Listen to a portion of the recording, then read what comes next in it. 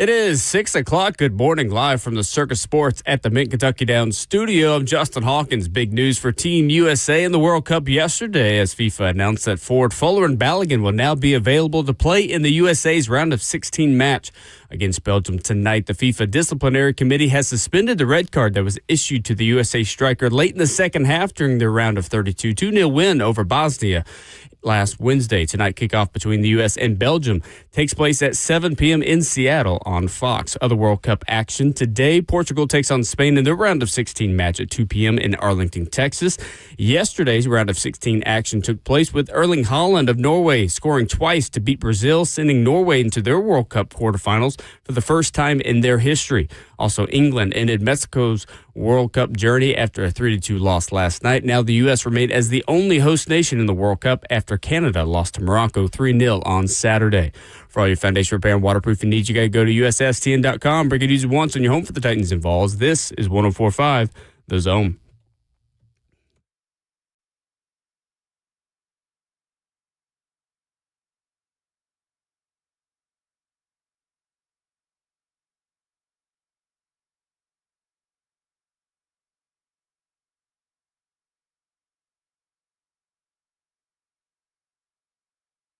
Off and running on a brand new week, a brand new month, and a new morning here on Ramon and Will. 104.5 The Zone, 615-737-1045. Back from the July 4th weekend. We hope everyone has all of their fingers and toes still attached.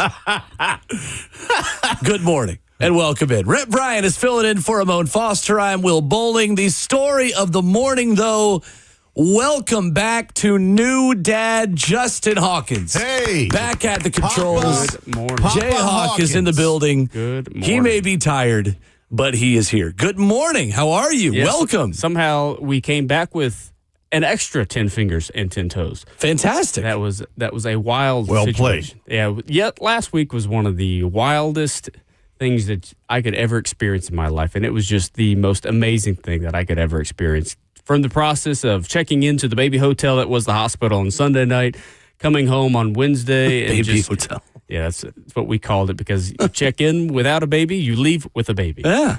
Somehow That's a good way to put it. Yeah. It is a wild thing, just the process of it all. There was a little bit of a scary moment Sunday night because when we started the induction process, obviously, he wasn't ready to come out, so you had to get the medicine to start that process. Well, the first dose of medicine started contractions that was not supposed to start contractions. Oh. And these contractions became almost like she was expected to have the baby now, but was only technically 1 centimeter dilated. And it was putting a lot of pressure on baby. And his heart rate kept dropping in and out below below 70, and then right above 140, then below 60. Oh, wow. Yeah, it was very in distress, but the whole process took 12 hours, which was very fascinating as how quickly it took place. And they said, make sure you tell your friends, it does not ever happen this quickly. Really? So Yeah. 12 hours is fast. 12 hours is fast. Okay. She ended up pushing for only 25 minutes, which is apparently really fast. That's great. Yeah, so it Wow. ended up being a smooth process with a little bit of scary bumps down the road, but he's doing great. Good. He's a little spitfire because he just he likes to cuddle with you on Is your he chest. spitting fire, literally? Oh man, it feels like it. at 4 a.m, it definitely feels like it. Yeah. No, it is a fascinating thing, and we were sitting there at lunch yesterday because we're trying to get him out now because we can't stop our life just because he's here. We want to introduce him to our kind of lifestyle as much as we can, and things are altered, of course. And I sat there and looked there. I said, "You feel like a mom?" She's like, "I don't know. Do you feel like a dad?" I said, "No, I feel like somebody gave us a baby. We're just lugging a baby around everywhere and saying, hey, take care of this baby." I'm like, it's just... That is what happened. But yes, yeah. it's a It is fair a wild feeling. feeling. Right now, it just feels like we just have a baby. Doesn't really feel like we're like mom and dad yet. But Sure. It's just fascinating to look at him, and you can see the features of her and features of me, and just the way that he acts and stuff like that and the way he looks at you is just out of this world. Nice. I love it. And I really appreciate all my friends and family and to you guys who have supported us along the way. And Absolutely. we could it truly, when they say it takes a village, it truly takes a village, and you cannot do it alone. And we sure have not. And we appreciate anybody and everybody that has done anything for us. Absolutely. All right, now here's the question I have for you. What do grandparents think about new grandbaby boy? Oh, let me hold him. Let me hold him. Yeah. It's like, you know what? Fair. You want to hold him? Fine. I probably could go get a snooze real quick. Mm-hmm. Yeah. So how much of that have you been able to do? Sleep. No. Okay. Yeah. That's what I figured he would say. It's really hard to say, they're like sleep when he sleeps. But it's like when he sleeps during the day. So his last time that he really wants to wake up in the middle of the night, sometime around like 5 o'clock. So then we end up sleeping into like 9 o'clock. Uh-huh. And then we're up for the rest of the day because we're not technically tired anymore because we just got our last like 3 hours sleep, which was fantastic in that world. So then when we go to bed, we try to keep him up at night or whatever. And like, we're just not that tired. We'll doze off for maybe like 10 minutes or whatever. But it's just really hard to sleep when he sleeps because then you're just worried about what's going to happen. Because we introduced our dog and our cat to him on Thursday, and the dog was having a lot of anxiety trying to figure out what these noises were. And all of a sudden, like, what's this crying noise? What's these huffing and puffs and stuff? And he wanted to lick him, and it's like, you got to stop. And so then you're worried about leaving the dog and the cat alone with him, and then you're just like, you just can't really sleep. And then overnight, you think, well, okay, maybe he has to eat every 3 hours. Well, then that whole schedule doesn't really work with him because he gets all fussy every like hour and a half. So you just sleep whenever you can. Yeah. Take what the defense gives you. You sure do. Yeah. Take what the baby gives you. That's what's wild. And it sounds like it hasn't, well, you're in the fog of like first few days of parenthood. But this little person depends on you for everything. That's the brevity of it. Yeah. And, as things go by, you're like, he really does. Like, this is amazing. Yeah. And I think what's cool, too, is like I kind of mentioned earlier, is just the way he just looks at you, knowing, like, I've heard this voice before, maybe not in real life. I've heard this voice, in mom's stomach. Right. And I just, it's kind of comforting. And he looks at you, and then you're like, okay, I can do this. And then the other thing, too, is you find these things that just work for him and you. So, like, for me, like, the way that our house is set up, our living room and our dining room and kitchen, it creates this whole little circle or whatever. I'll just walk around in the middle of the night whenever he's getting all fussy, and he just calms down. We just talk to each other. Well, I talk to him, but he just yells at me. But Michael. Oh, funny, you were saying it right before you walked in here. But, no, it's fun. And, two, it feels so scary to become a parent, and then whenever it happens, you forget all that scariness, and it just becomes so natural. I was so scared to pick that baby up, and then as soon as he was born and they gave him to me, all that went out the window. You just lock in. And I now know how to hold him. I know how to give him to anybody and everybody. I just didn't know how to do that before, and I can do almost anything now. Well, I'm glad. It's cool how that works. I'm glad to hear you say that because when you were here the week before and you were like, all right, Will, the week you got married that Monday, I feel the same way, but it's a baby involved. And that's what I was trying to convey to you is that a lot of that will just kind of melt away because it's the unknown. You're like, okay, this hasn't, and you had a lot of time to think about what's it going to be like. Right. And then it happens and you're like, okay, we're good. I don't think you can ever like prepare for that. Nope.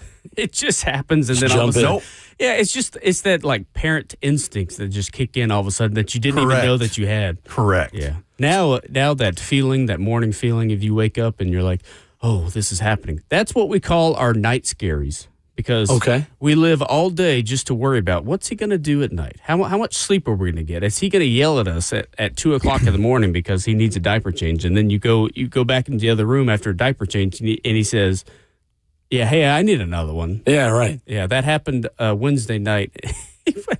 I changed him, walked into the room. It was 3 o'clock, and all of a sudden you hear that noise, and you're like, well, I'll be right back. How quick have you gotten on changing a diaper? I've gotten pretty timing yourself? I've gotten pretty quick, but the problem is, so he was circumcised. And so you have to put some medicine on him and stuff like that. So that takes some time. And then he also gets very fussy with that because it doesn't feel very comfortable for him. So it takes a little bit longer. So we go to the doctor today. today's his first pediatrician checkup. Oh, Nice. okay. And Big day. I already feel like he's gained some weight back, but which that's on another day. He's a little bitty baby in our opinion, but Sure. yeah, it's gotten a little bit quicker. He just gets a little fussy when you have to put that medicine on. But if we didn't have to do that, it would be a lot faster. I think the other thing you're going to find, and you may already be working towards this, both you and your wife, you will learn what the cries are. You're like, oh, he needs a bottle. Mm-hmm. He's hungry. No, he needs a diaper. Yeah. Like you'll That be makes able to sense. determine that. And that's another part of the whole thing that's just those innate things that are in y'all. The parent, like, it's weird, but Yeah. you will know it. And right now, I can only do two things. I can change his diaper, and I can make sure that he has clean clothes on. Other than that, sorry, Mom, it's your job. It's like Fair. I woke up the other That's day, fair. and I was like, well, I just changed him. I had to change his clothes, so he's clean. I've tried to get him down for 30 minutes. I'm like, I'm sorry. It's up to you now. Sure. You got to calm him down. But yeah, he was a little bitty baby. He was 6 pounds and 13 ounces, and he only gained about a pound or so in the last month and a half. So that was kind of surprising. And he's a little bit of ball of joy is really what he is. You realize that's just like 3 or 4 ounces away from being 7 pounds. It's like Yeah, Yeah, I feel like that's he's not tiny. No. he But it felt feels tiny. like it. He's Right. an average size baby. Yeah. Is what he is. Right. Yeah, Right. What's also funny is you pick up a baby long enough, and then you go pick up a small dog or a cat or whatever that you've been used to picking up that's like 12 pounds, and they feel heavy. Yes. It's crazy. Yeah, my arms are sore too from holding a baby. Like whether it's Sure. on certain muscles on your wrists or your forearms or whatever, they get sore. Where do you see yourself? Where do you see your wife in him? Like features wise? Yeah, so they say it changes every day, and I think it truly does. At Really? first, didn't know that. I think he's got my nose, Okay. but I saw that in the picture you but sent me. yeah. The picture. he's got like her eyelashes because she was born with huge, long eyelashes. And he was kind of too. And then he's got kind of like luscious lips, so that comes from her a little bit. Luscious. Yeah, they're juicy. They're fun. All right. They're fun. Like he came out and he puckered up once. Big and was word before wow. 7 in the morning, but this probably feels more like 10 in the morning to you. Yeah, I or know. we don't know what time in the morning. Right, I exactly. was, Is it morning? what I was Who's gonna to say? say is I don't even know if it's Monday. That wasn't fair. Yeah. Like I was up at 1:30 and 3 and 3:30, and then my alarm went off at 4, and I was like, "Hey, do you want me to kind of stay a little bit longer to help out?" She's like, "No, you're fine." So y'all are just talking. Like, are you watching anything? Have you picked up any shows in the extra time you've been awake? Stuff like that? We've been watching Despicable Me. Oh, nice. I don't know why, but those are great. Never. T-Hawk is going to know Minionese, actually, Yes. by the Yes. time he Yeah. starts talking. Yes. We're about to watch Despicable Me 4 coming up Oh, soon, and then okay. we'll start the Minion series. Yeah, we're locked in. His biggest dream is going to be he wants to steal the moon when he gets older. yes. Yes. Yeah, I love it. It's great. Like there's just a lot of things. He's got some long legs and some big feet and some long arms too. He's a long baby. Nice. Yeah. Well, we're very happy for you. We're glad yes. you're back. And Yes, we are.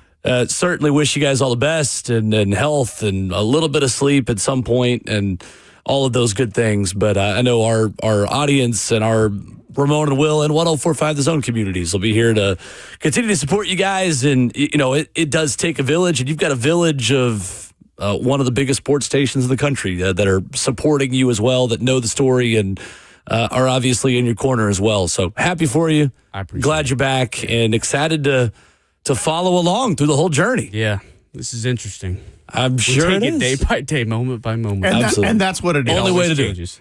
That's all. That's just what it is. Absolutely. Period. Absolutely. 615-737-1045 is our number. The story of the weekend. The United States gets ready for a big round of 16 match tonight against Belgium. Flo Balogun was suspended. Now he's back. I'll tell you why the right decision was made. Coming up next.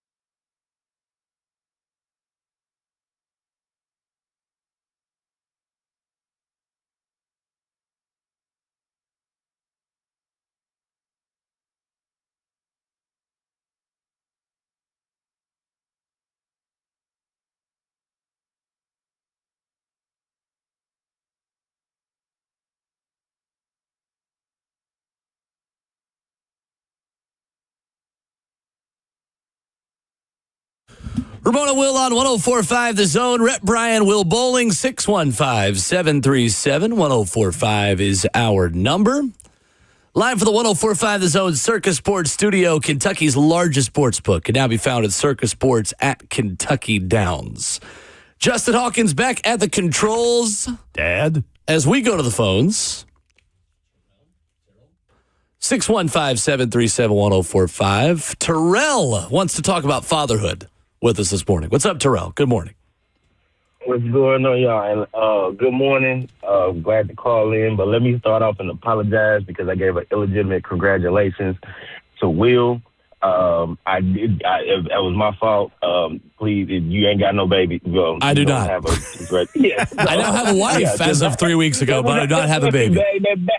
Hey, let me tell you, hey Terrell, listen, we're gonna take away that red card, just like Flo Balogun, and we're gonna let you play. Go for it. We back for the 16, baby. Yes, sir.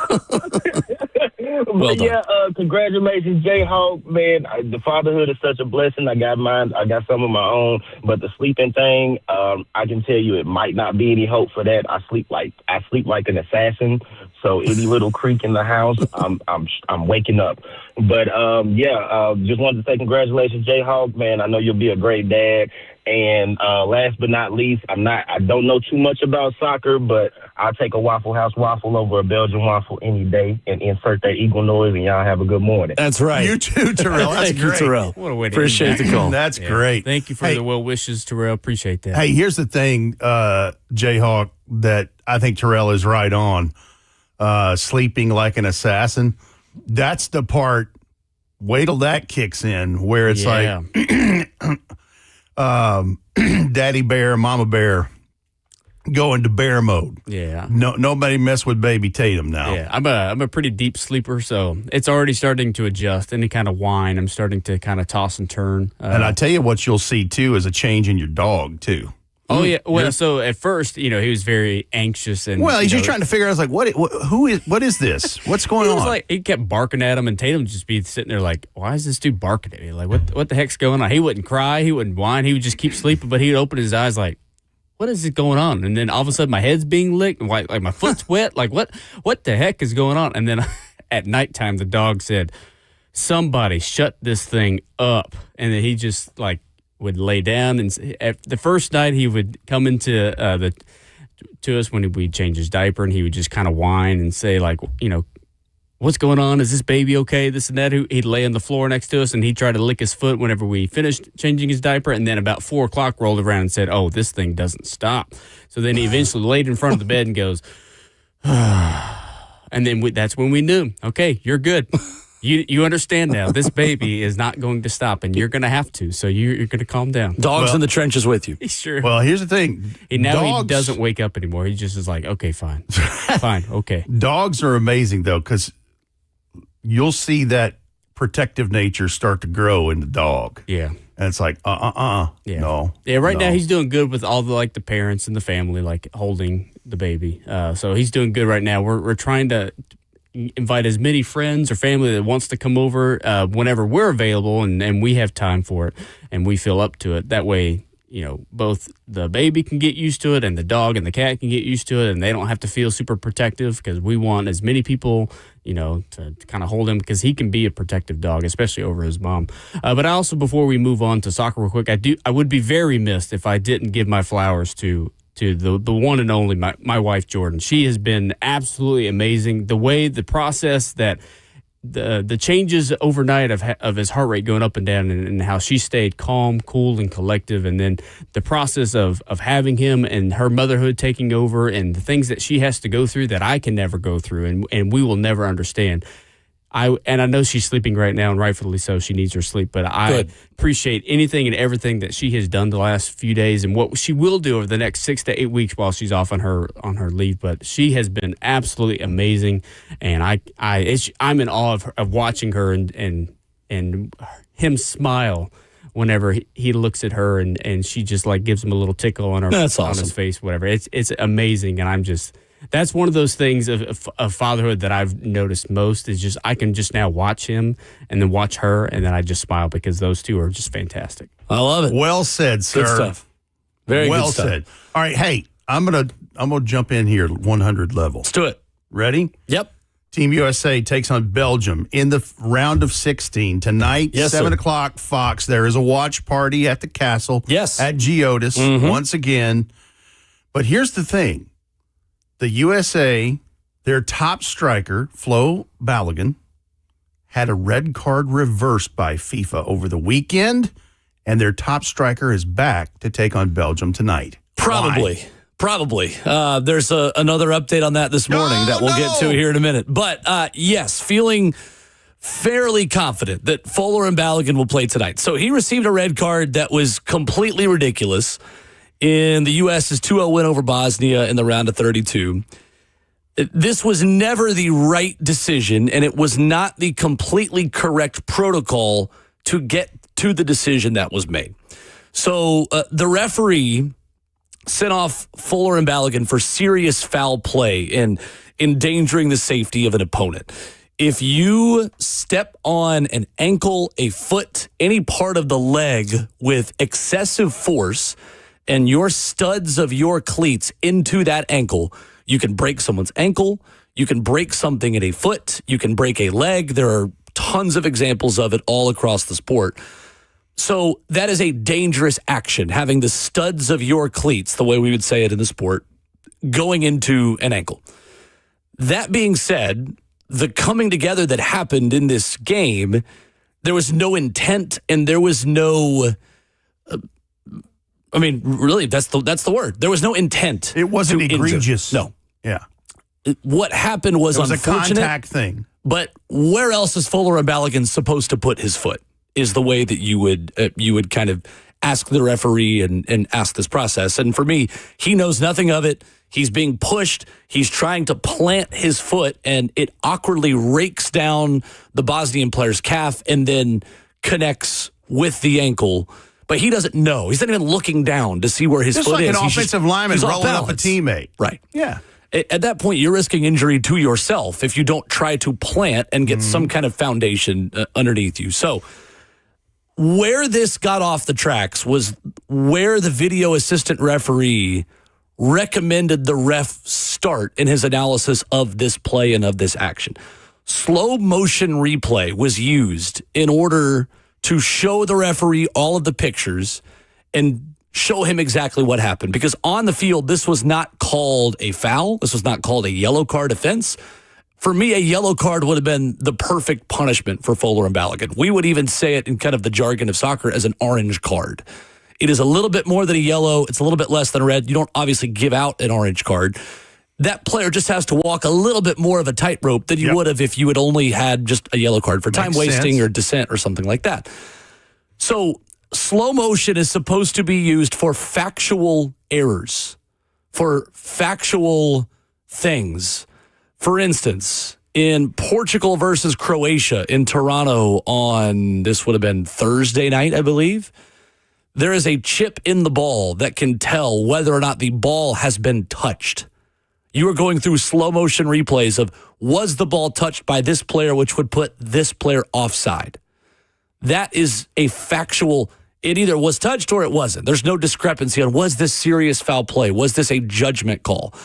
So that's where FIFA opened themselves up to gray area here, is because the referee was given slow motion, taking the context of the play out, slow motion freeze, which, yeah, if you showed me that picture, I would say, yeah, that's a red card. But the full context of the play matters, and FIFA's best practices take away the use of slow motion replay for an offense like that. So, in other words, if you were to watch the replay in real-time speed, yes, it does not look egregious. No. It was just incidental contact. There's no intent to it. Yeah. It's just two guys who awkwardly came together. Yeah, and as he's getting his balance, he steps on his ankle. Albert Hainsworth and Andre Giroud against the Cowboys. A typical soccer challenge. Yeah, in which Balogun was not even facing the Bosnian player. They were side to side. Right. And then the Bosnian player stepped in front of him, and as he is attacking the ball, the Bosnian player steps up, foot goes on calf. That's where I would have been fine with a foul. any announcer, it's definitely a foul. While you're listening to the announcers call this, they're like, yeah, okay, we could call that a yellow. You're like, what? But why are we reviewing this for a red? There was never any intent for anything and everything. It just made no sense to go from nothing to a match suspension. It made no sense at all. Yeah. All right, so what is the update? So the update is, let me go one step further in the middle here before I get to the update. the next step was yesterday. Rhett was the one who texted it to us as we were just hanging out on Sunday afternoon. I checked this so many times to make sure it was real. Yeah. Because after all of the dust had settled, after the U.S. had won, Malik Tillman gets the kind of the clinching goal free kick to win 2-0 despite U.S. going down to 10 men. All of the word out of reports and the official stuff from Santa Clara was there is no appeals process. There is no appeals process you can do. So, Rhett, this is where I will step us up to 200 level, but make it really simple. Okay. Every league in the world has an appeals process for red cards. Everyone. There is some sort of second check where red card suspensions get taken away all the time. All the time. Now, what makes it more difficult is VAR is essentially the appeal. So if you are overturning a VAR decision, that's when you have to open up, all right, well, what part of the process was wrong? Part of the process was wrong was using slow motion for something that you're not supposed to use slow motion to adjudicate, essentially. That's where FIFA opened themselves up to this gray area being, all right, well, now we can. So, Article 27, the judicial body, which again is an independent arm of FIFA, it is a committee. Judicial body may decide to fully or partially suspend the implementation of a disciplinary measure because his red card hasn't been taken away.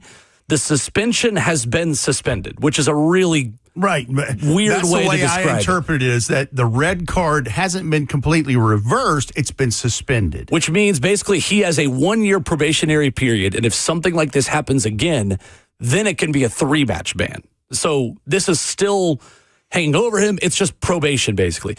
So by suspending it, the judicial body subjects the person to a probationary period of 1 to 4 years, the rule says. There is precedent for this happening in this tournament.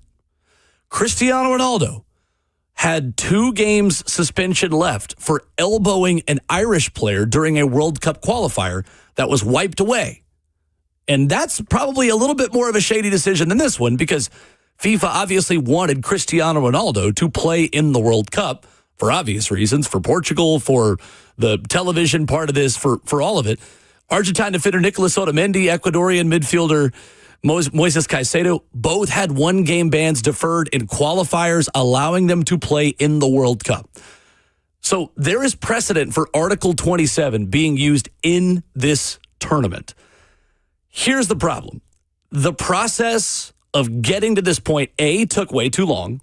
It's very unfair to Belgium to do this 1 day before the game when you had half of a week to do it. Changes their game plan Completely changes all of that.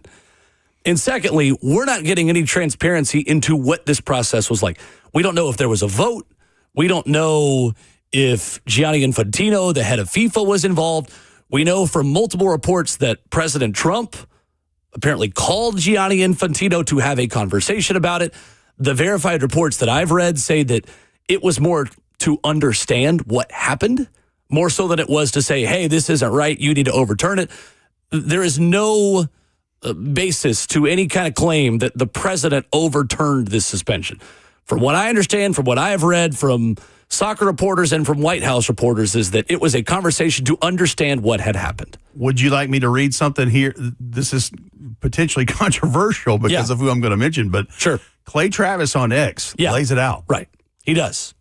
President Trump, Commerce Secretary Howard Lutnick, White House Task Force Head Andrew Giuliani put together a team of elite lawyers from outside the government to challenge the Flo Balogun red card. Specifically, they challenged the use of slow motion instant replay to give the red card, which they argued violated FIFA rules. The president also conveyed to Gianni Infantino, FIFA's president, that the appeal had been filed and he believed the red card penalty was excessive. FIFA's independent committee reviewed the decision and agreed the penalty was incorrectly given, rescinding it under their Rule 27 authority. Right.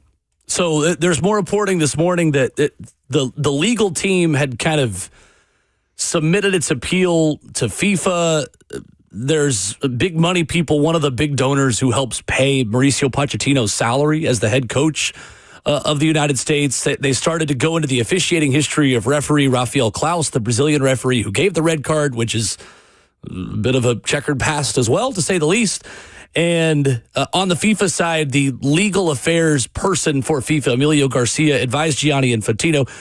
Essentially, all of this happened, and FIFA is still pretty adamant that this was an independent committee that made this decision on its own. And Politico has gotten confirmation on that this morning, saying they decline to confirm any specific discussions, but the decision to suspend the one-match ban was made by an independent disciplinary committee. Then we go to 4 a.m. this morning, where Adam Crafton at The Athletic says that Belgium has been given the right to appeal the decision, and that it is unclear whether or not this is just a procedural box they're checking in order to say, see, we let you appeal. And we still found this is real. There will be some fallout of this tonight. Or if there is a slight chance that Fuller and Balogun is suspended again. At this point, anything can happen, because I did not think it's insane. It's wild, And especially it's the way FIFA in the works. context of what this means. Oh, my gosh. Because here's the thing.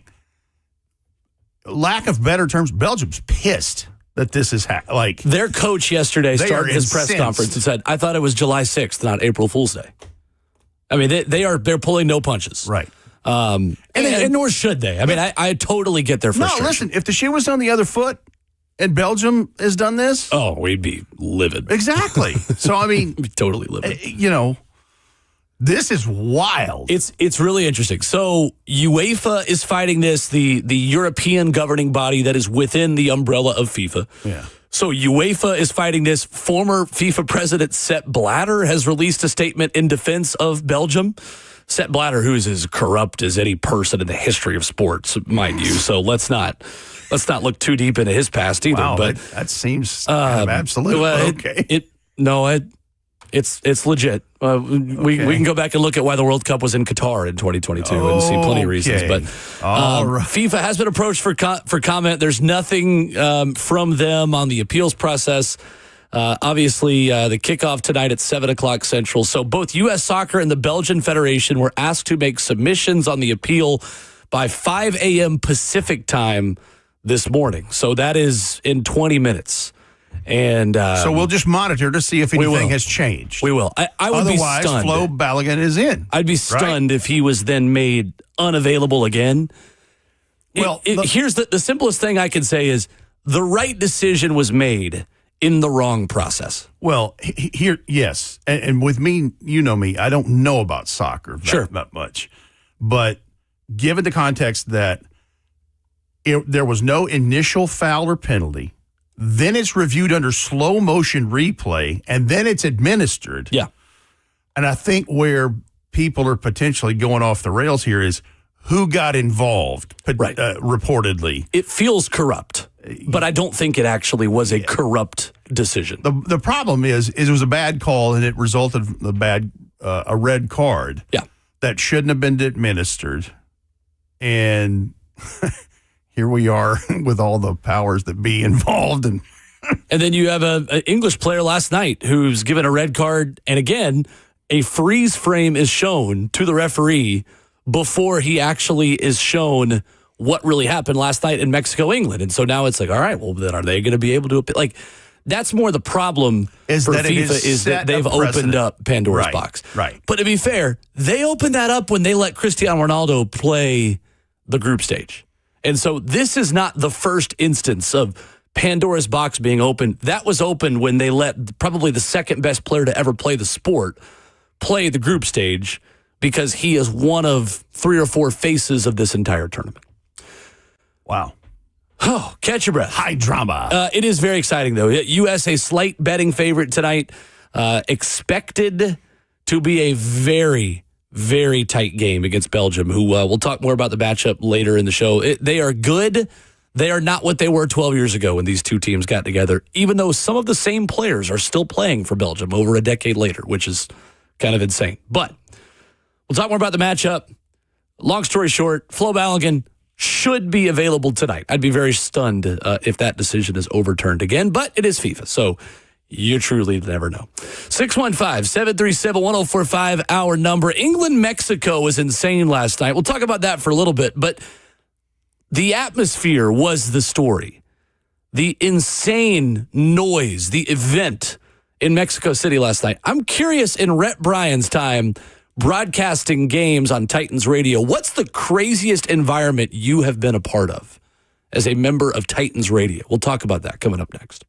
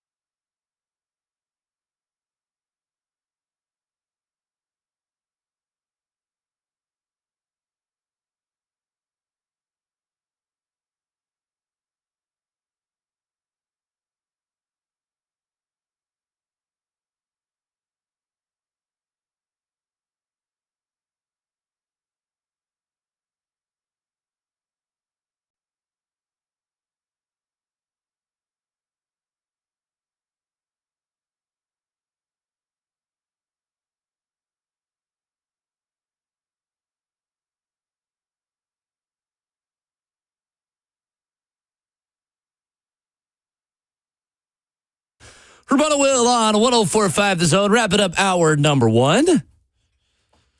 Last night, England-Mexico was a spectacle in the Estadio Azteca, Mexico City. The way I saw this explained last night on Twitter was take Mile High Stadium, put it 2,000 feet higher above sea level. Which that would be correct. And then fill it with Eagles fans. And that's essentially what you had last night for Mexico taking on England. Who had too many cervezas? Okay. Maybe a few. Okay, maybe good. a few. England 3, Mexico 2 last night. Despite going down to 10 men early in the second half, England held on for a 3-2 win. They get a Harry Kane penalty. It's all he ever scores. I'm kidding. Not really. Thanks to his spot kick after they had already been down to 10 men. They are on to face Norway now in Miami. That atmosphere might be better than what the World Cup final is in New York, New Jersey Stadium, MetLife Stadium, coming up here in just over a week. But Reddit got me thinking about the best atmospheres that you have been a part of for a Titans radio broadcast. What comes to mind when you think of the craziest atmospheres you have been to? Well, I base part of this on where the visiting radio booth is in relation to the crowd. Okay. Sometimes the crowd's just, we did the top running plays for Chris Johnson last week after his announcement he has ALS. And he did that in Seattle when he broke 2,000 yards in 2009. That place is ridiculously loud for whatever reason. And so I would say any visit to, Seattle during a regular season game where something's on the line, Arrowhead, where things are on the line. Yeah. That's a loud one. But I'm going to say one of the craziest places is probably Baltimore. Really? Because Baltimore fans, you can stick your hand out of the window and pat the top of the head of the person in the last row next to where you are. And of course, that to me has always been the true rivalry. Like Jacksonville. 100% agree with you. Jacksonville is, there's no love lost there, but it's a different kind of vibe than the Baltimore Ravens part of it. Totally agree. But because those Baltimore fans get right now. And they're right there. They are. They're right there. In Arrowhead, you are a bit more detached from the crowd. You can't open the windows. The booth is enclosed in glass. So, yeah, that's a totally, but the electricity, the decibel level, all of that is comparable in the three places I mentioned. But Baltimore, especially when things aren't going your way and they're having their way with you on the scoreboard, those guys can get right now. Interesting. I'm looking forward to seeing it this year. Yes. Kind of. I think. No, I am, obviously.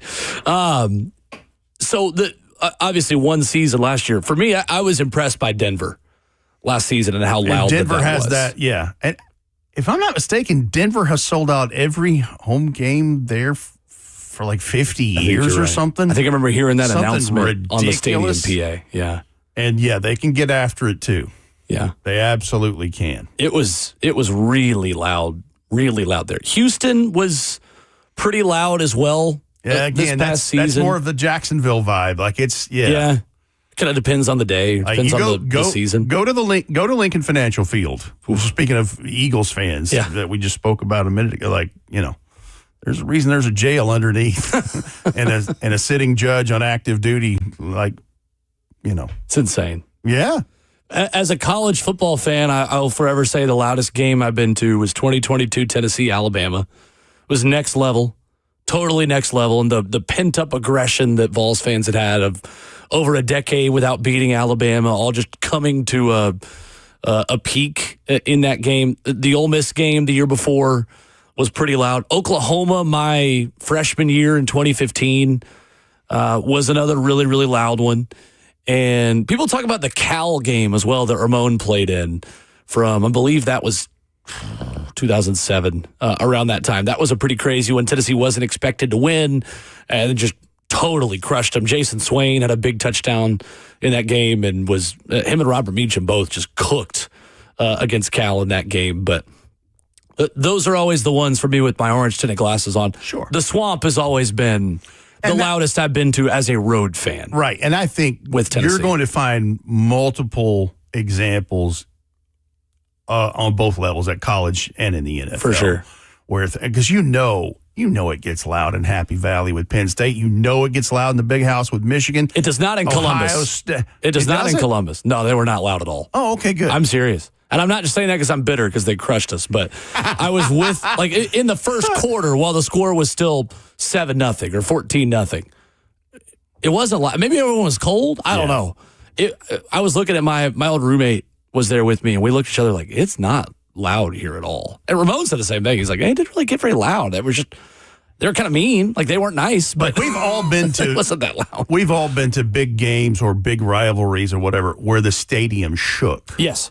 That's how you know it's real. 100%. You feel like Sounds like a Bridgestone Arena. is the They're in the playoff room. For sure. Or the Stanley Cup room. Hey, Nissan Stadium during the Music City Miracle. 100%. That sucker shook, man. Yeah. You're sitting here going, wait a minute, is this concrete? Is this good? Yeah. Does it structurally sound like, I know like the engineers and like codes looked over this. Is that why they're moving to a new stadium? Because they have cracks in the foundation from being too loud earlier in their years? Maybe. How much damage did Kevin Dyson do on that day where there were no flags on the field? You see this crack right here? Yeah. That was that day. Well, you can say that about Marshawn Lynch in Seattle with the beast quake. Which makes me even happier that tonight we're playing Monday Night Football against Belgium in Seattle with the 12th man. It's actually impressive for... What do they call that there? No, it's not Lumen Field, so what is it? Probably Seattle Stadium. Seattle Stadium. You're like, no, Red. Tonight That's still Seattle Stadium. Not to It's FIFA. Monday Night Soccer. Well, Not it's like to FIFA. It's MetLife, their thing is New York, New Jersey. Which it should be New Jersey, New York, too, because it's actually in New Jersey. East Rutherford. Right. That's right. Yeah. So for Mile House Stadium in Denver and the Esteco, how do you say it? Estadio Azteca? Yeah. Well, now it's Exactly. Estadio Banorte. But Yes. Tight. That stadium, with them both being higher elevations, it's actually impressive that they're louder because your voice is actually quieter in higher elevations due to the air density. That's very impressive to me. Is two loud stadiums in the highest of elevations across North America. It's pretty impressive to me. I don't know. I just found that interesting. I was researching that as you were talking about it, and I was like, oh, I wonder if your voice is louder when you're up higher, and it's actually quite the opposite. So if you can get louder in higher elevations, you're doing something.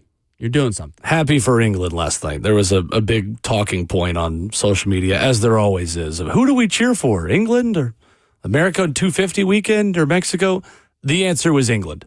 Mexico, it'd be like an Auburn fan cheering for Alabama. U.S. soccer fan cheering for Mexico. That's our rival. Yes. So one host country remains. Tonight, U.S. Us. And Belgium. 615-737-1045 is the number as we head to hour number 2. There is a CBS writer playing matchmaker for remaining key NFL free agents who has a bit of an interesting pick for a player he thinks makes sense for the Titans. We'll tell you about that coming up next.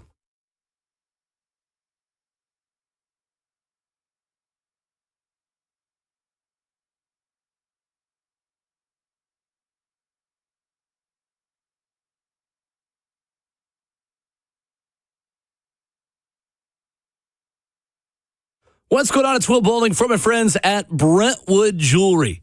For over 50 years, Brentwood Jewelry has been proudly serving the Brentwood community with exceptional style and exceptional deals every day. As a family-owned and operated business spanning 3 generations, they are deeply rooted in this Middle Tennessee community. From Salem's service in Special Forces to his sons serving as local firefighters, the Amamali family is dedicated to giving back. In a time that is imperative to support local, shop Brentwood Jewelry online at BrentwoodJewelry.com. Stop by and see them at 7012 Church Street East, located in the heart of Brentwood, just off Franklin Road. I can't recommend them enough. They're going to make the process easy for the big purchases, the big gifts, or just when you want to go treat yourself and you're heading there to the store looking for something nice. Online at BrentwoodJewelry.com, 7012 Church Street East. They got everything that you need. Exceptional style, exceptional deals every day for over 50 years. That's Brentwood Jewelry online at BrentwoodJewelry.com.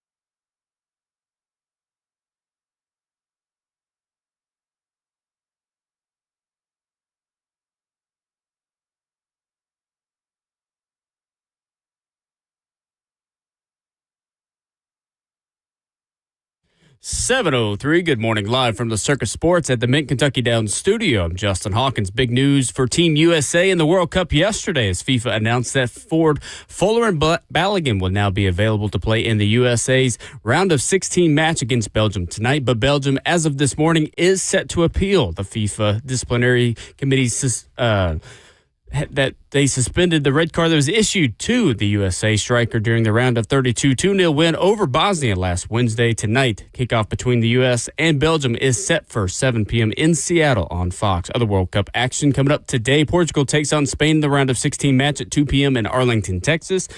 Some more round of 16 action that took place yesterday. Erling Haaland of Norway scored twice as Norway goes on to beat Brazil 2-0 and sends Norway into the World Cup quarterfinals for the first time in their history. Also, despite being down to 10 men, England ended Mexico's World Cup journey after a 3-2 loss last night. Now the U.S. remain as the only host nation in the World Cup after Canada lost to Morocco 3-0 on Saturday. For all your foundation repair and waterproofing needs, you got to go to USSTN.com. Breaking news at once on your home for the Titans involves this is 104.5. The Zone.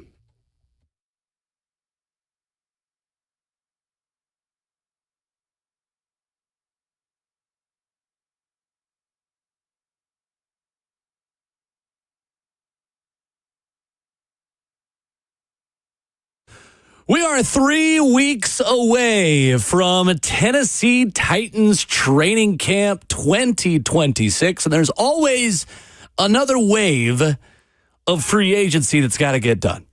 Hour number 2 of the program off and running here on this beautiful Monday morning. He is Rhett Bryan, filling in for Ramon, who will be back tomorrow. I'm Will Bowling. New dad Justin Hawkins is back at the controls. So Brian DeArdo writes at CBSSports.com, matchmaker for remaining NFL free agents. And Rhett, as you know, there are a bunch of veterans who have probably known where they would be open to landing for the upcoming NFL season, or just not landing at all if they are done playing or just want to keep flying in this metaphor. But they didn't really have the need to do all the other stuff, to be at an off-season program, to be contractually obligated to show up for mandatory workouts. So there is another wave of free agency that is about to happen over the next 3 weeks. Taylor Decker, the former left tackle now of the Detroit Lions, is Brian DeArdo's matchmaker pick for the Titans at 32 years old as another option at left tackle. How surprised would you be to see the Titans seriously kick the tires on Taylor Decker, who has started a lot of football games as a Detroit Lion? I would be surprised just because of what they've invested into Dan Moore, who is the left tackle of the Tennessee Titans. So, I mean, we'll just see what happens. Now, when I saw this and you shared this with me over the weekend, I was like, you know what? Let me look at Taylor Decker. So, first of all, they released him right there at the end of March. So, I find that timing was strange because you're talking about this is after free agency window and the new fiscal year started. Right. And then their plan is they will start Penei Sewell at left tackle, and Penei's only played right tackle at this level. And then Blake Miller they took from Clemson. He will be the starting right tackle of the Detroit Lions in 2026. Anyway, 32 years old, appeared in 140 games, and has said publicly he would like to come back and play in 2026 for someone. 16th overall pick in the 2016 draft out of Ohio State. And, big, long, he's a 6'7" guy and played a lot of ball in the last handful of years. But I'd be surprised. But, I think if that kind of move was going to be made, they wouldn't have already done it. It's just, what does that say about the status of where we are with the tackles? Exactly. If they were to make this move, which is a hypothetical, which is what this is. Because, like I said, they've invested in Dan Moore as the left tackle of this team. So the rationale for Brian DeArdo at CBSSports.com is that this would be, in his opinion, an upgrade. He says an obvious upgrade over Dan Moore. I don't agree with that. I think that you look at the skill sets, you look at the history of these two players, there are some similarities in what Taylor Decker has been for years for the Detroit Lions and what Dan Moore has been for the Pittsburgh Steelers and now Tennessee Titans. A solid veteran tackle where you know what you are getting.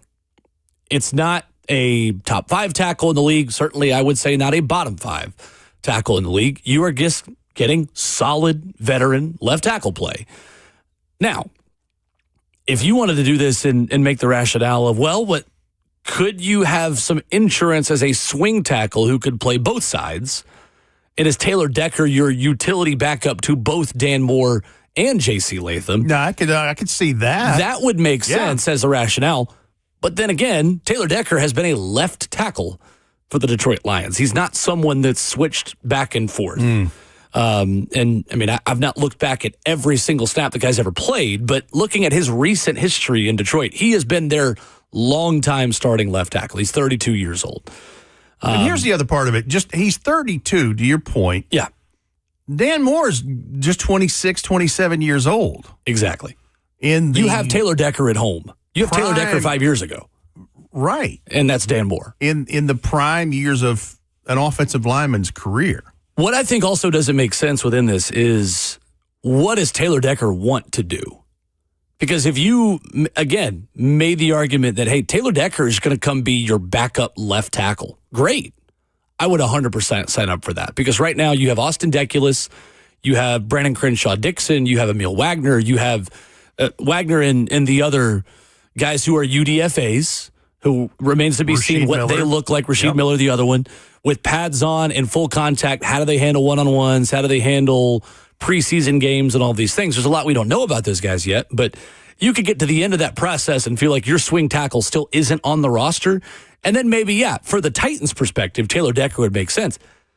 If I'm Taylor Decker, though, I'm holding out for an injury that happens in preseason that allows me to get on the field and start. Well, because Taylor Decker has been where the Titans are, pulling themselves out of the bottom and trying to get to the top. And he's gone through that in his career with the success that they've had in the last couple of years. Those first few years in Detroit, not fun. So, and because he's a free agent and he is a veteran left tackle who has serious starting experience, he may be able to dictate some of where he wants to go. Taylor Decker allowed 2 sacks last season, according to Pro Football Focus. He gave up 8 sacks each of the 2 seasons before that at left tackle. Pro Football Focus ranked him the number 41 tackle in the NFL last year, 45th in pass blocking, 57th in run blocking. I do think, Rhett, that Brandon Crenshaw-Dixon is set for one of the more interesting training camps. If we were looking at all Titans players and who's got the most to gain over the next couple of months, because that swing tackle position may not feel like a big priority just looking at the surface level, because there are starting positions that are still up for grabs.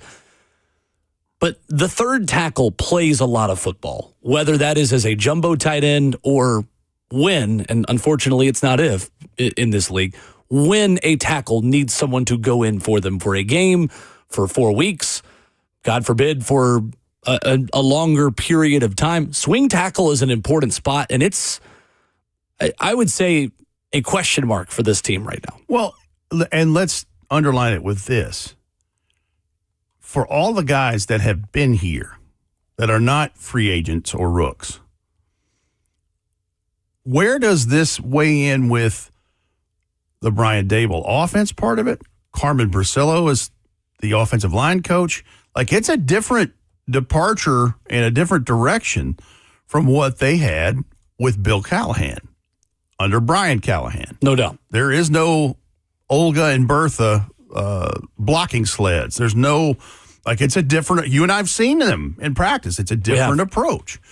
So, you know, and knowing under the collective bargaining agreement, they only have so much time with those guys to do these things. You can do a lot more in the classroom than you can practice-wise, but you got to be able to go out and do physical reps on the practice field to get that muscle memory.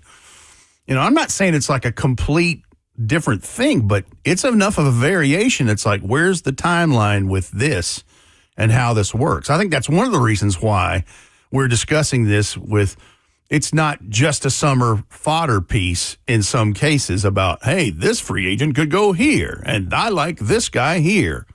Right.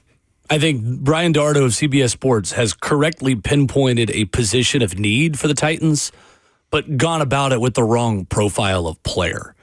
I think you're looking for someone younger who has played both left and right tackle if you were to go find someone else at the tackle position.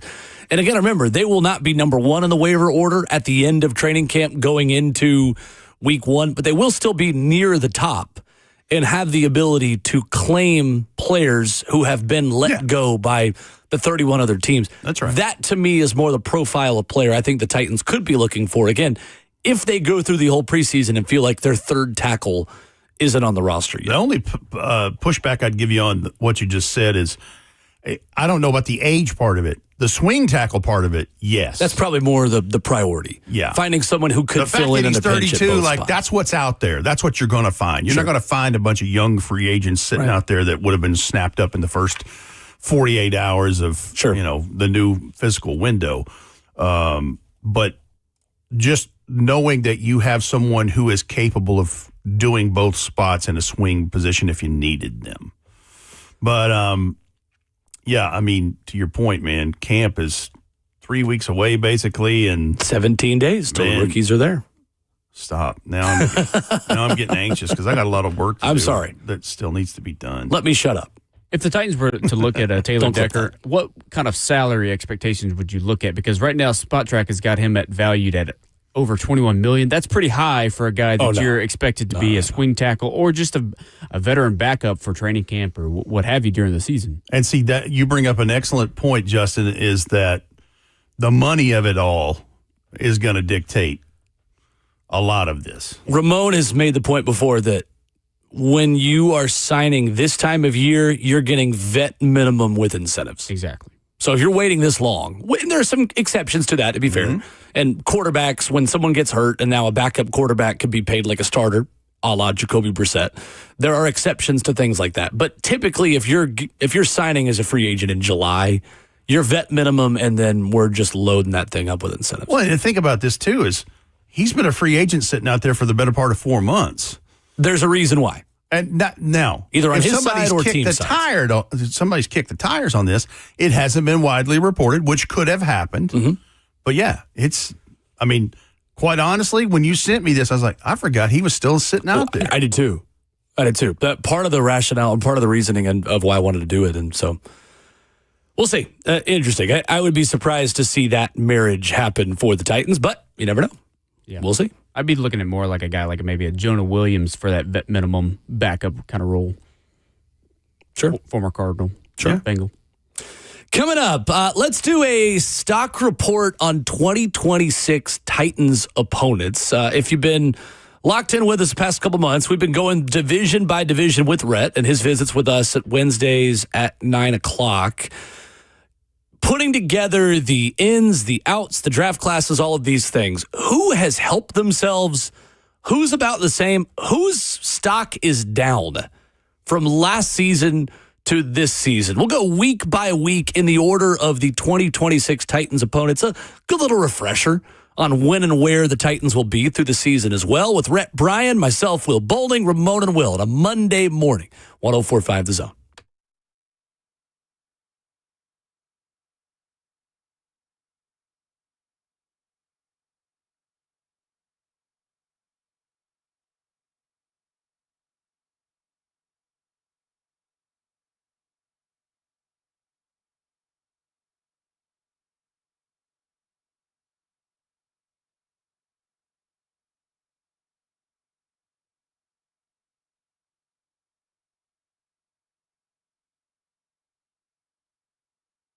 Hey, it's Will Bowling. Is your home's air conditioning keeping up this summer? Well, Lee Company has you covered.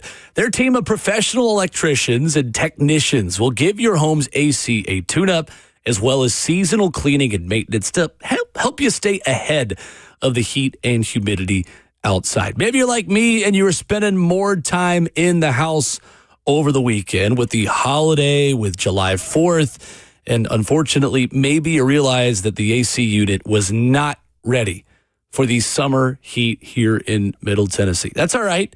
Lee Company can help. Don't let your AC fail this summer. Head on over to leecompany.com to schedule your appointment today. If you're new to Middle Tennessee, these are the folks that I trust. These are the folks who have over 80 years of experience serving Middle Tennessee. Lee Company has been trusted here since 1944. They're available 24/7. So head online and book that appointment to make sure your AC unit is ready to go for the full heat here in Middle Tennessee. Head on over to leecompany.com. That's Lee Company, all you need.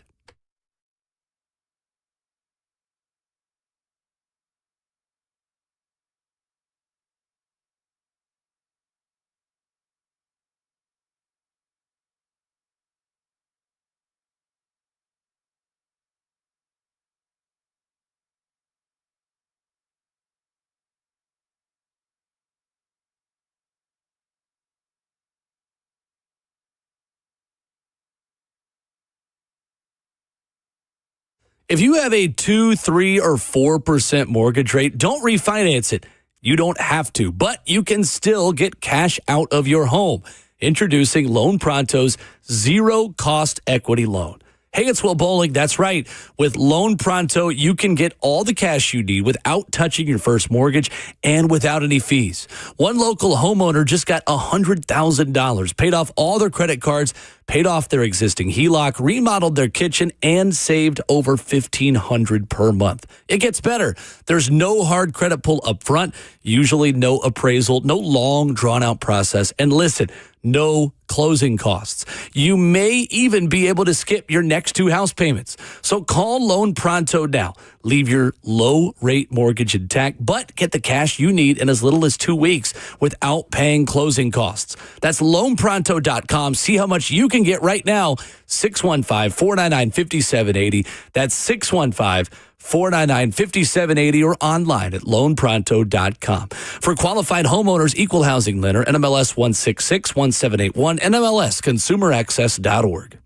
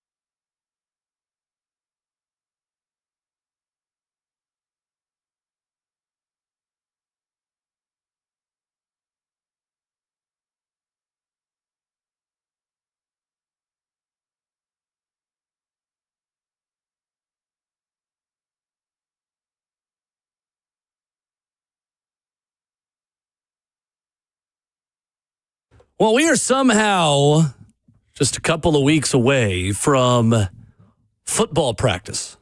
It's the simplest way we can put it. At the Vanderbilt Health Football Center, football will be practiced. Training Camp 2026. Ramon always says, after July 4th in the NFL, summer's over. It's game time. Time to get ready. I always felt that way, Rhett, when, you were a kid in school over the summers. Watch the fireworks. You'd feel like, all right, we still got a lot of summer left. And then summer reading would catch up on you. And from July 4th until the first day of school, a lot of parents right now are cursing my name as I say this. I'm going to apologize in advance. It feels like summer just ends after July 4th. So sorry, parents, but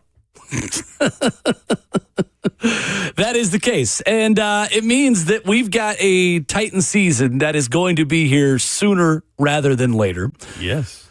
So, Rhett, Brian, what I want to do. We are happy with. Yes, we are very happy about that. Parents, I hope I'm back in your good graces for that. So it means that we have a schedule that I want to run through and determine whose stock is up, whose stock may be slightly down, and who's in about the same position they were in last season.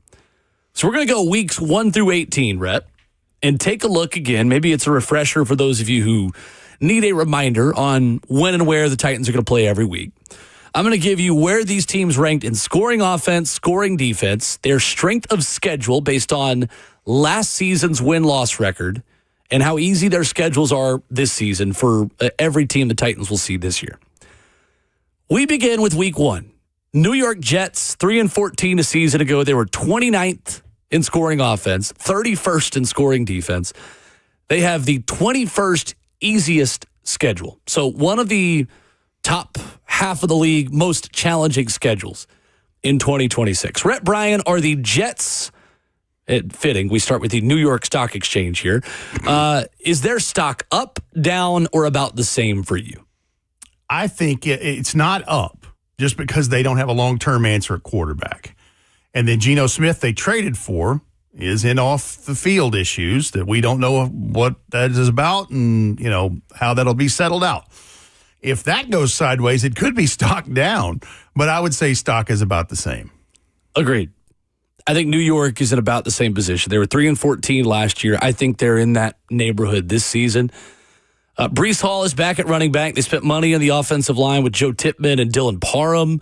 Defensive front, you'd think should be better. Tavondre Sweat, Joseph Asai, the two big additions made there. Sweat counts as a couple additions. He's so big, but we say that lovingly because Big Sweat is a pretty good football player. But quarterback is about the same where they were last year, to your point. Justin Fields, last season, the week 1 starter. Geno Smith expected to be that, barring the off-field stuff. I think they're in about the same position this year. Yep. Totally new staff as well for Aaron Glenn, who, I don't know, hasn't inspired a ton of confidence up there. Week 2, Philadelphia Eagles, Rhett, I think are a fascinating team. 11-6 a season ago. They were 19th in scoring points. They were 5th at allowing points in scoring defense. They have the 10th easiest schedule in the NFL. Is their stock up, down, or the same for you? I'm going to say right now about the same. And the reason that I do is, yes, I know they traded A.J. Brown to the New England Patriots. I get that. And I know that they have other guys in place. And, of course, they drafted Mekhi Lemon to be in that wide receiver core. They still have a lot of pieces and parts, and we're going to find out how all of that works. And because once you get to a certain place, which they've been to the mountain recently, can you stay there? Sustenance is the key. I'm not ready to say their stock is down. I think their stock is about the same. So the way I'm viewing this is if I believe a team is going to win less games than a year ago, I'm saying they're slightly down. I'm looking totally short term. I think it is slightly down. I think they're about a 9 or 10 win team. And the biggest reason is not A.J. Brown for me. It's Jeff Stoutland no longer being the offensive line coach. That's a biggie. That's a biggie. That's the concern. And Sean Mannion comes in as the new offensive coordinator, young, former quarterback, new play caller. The marriage there with Jalen Hurts is really interesting, and what they're going to ask him to do. Mekhi Lemon, Hollywood Brown, Dontayvion Wicks, they replace A.J. Brown by committee. I like a lot of the additions they made on defense. Jonathan Grenard is a great pickup for them.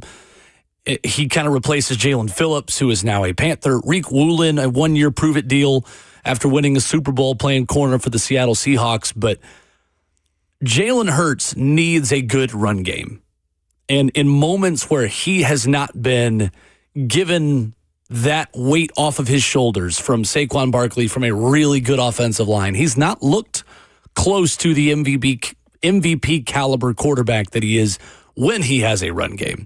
And I'm just skeptical they're going to be better up front this season. So I still think they're a playoff team. I still think they're a tough opponent for the Titans to see in week 2.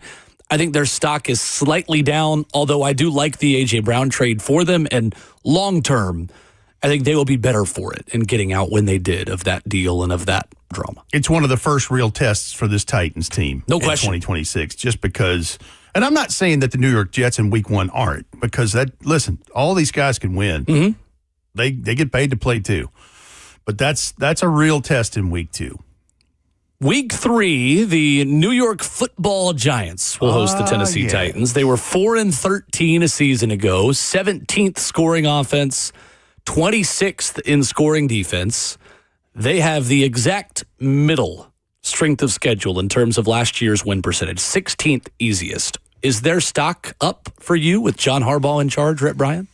I would say yes, just because let's start there and let's continue with their pass rusher group, because they added Arvell Reese and were elated that he was there at pick 5 when the Titans took Cornell Tate at pick 4.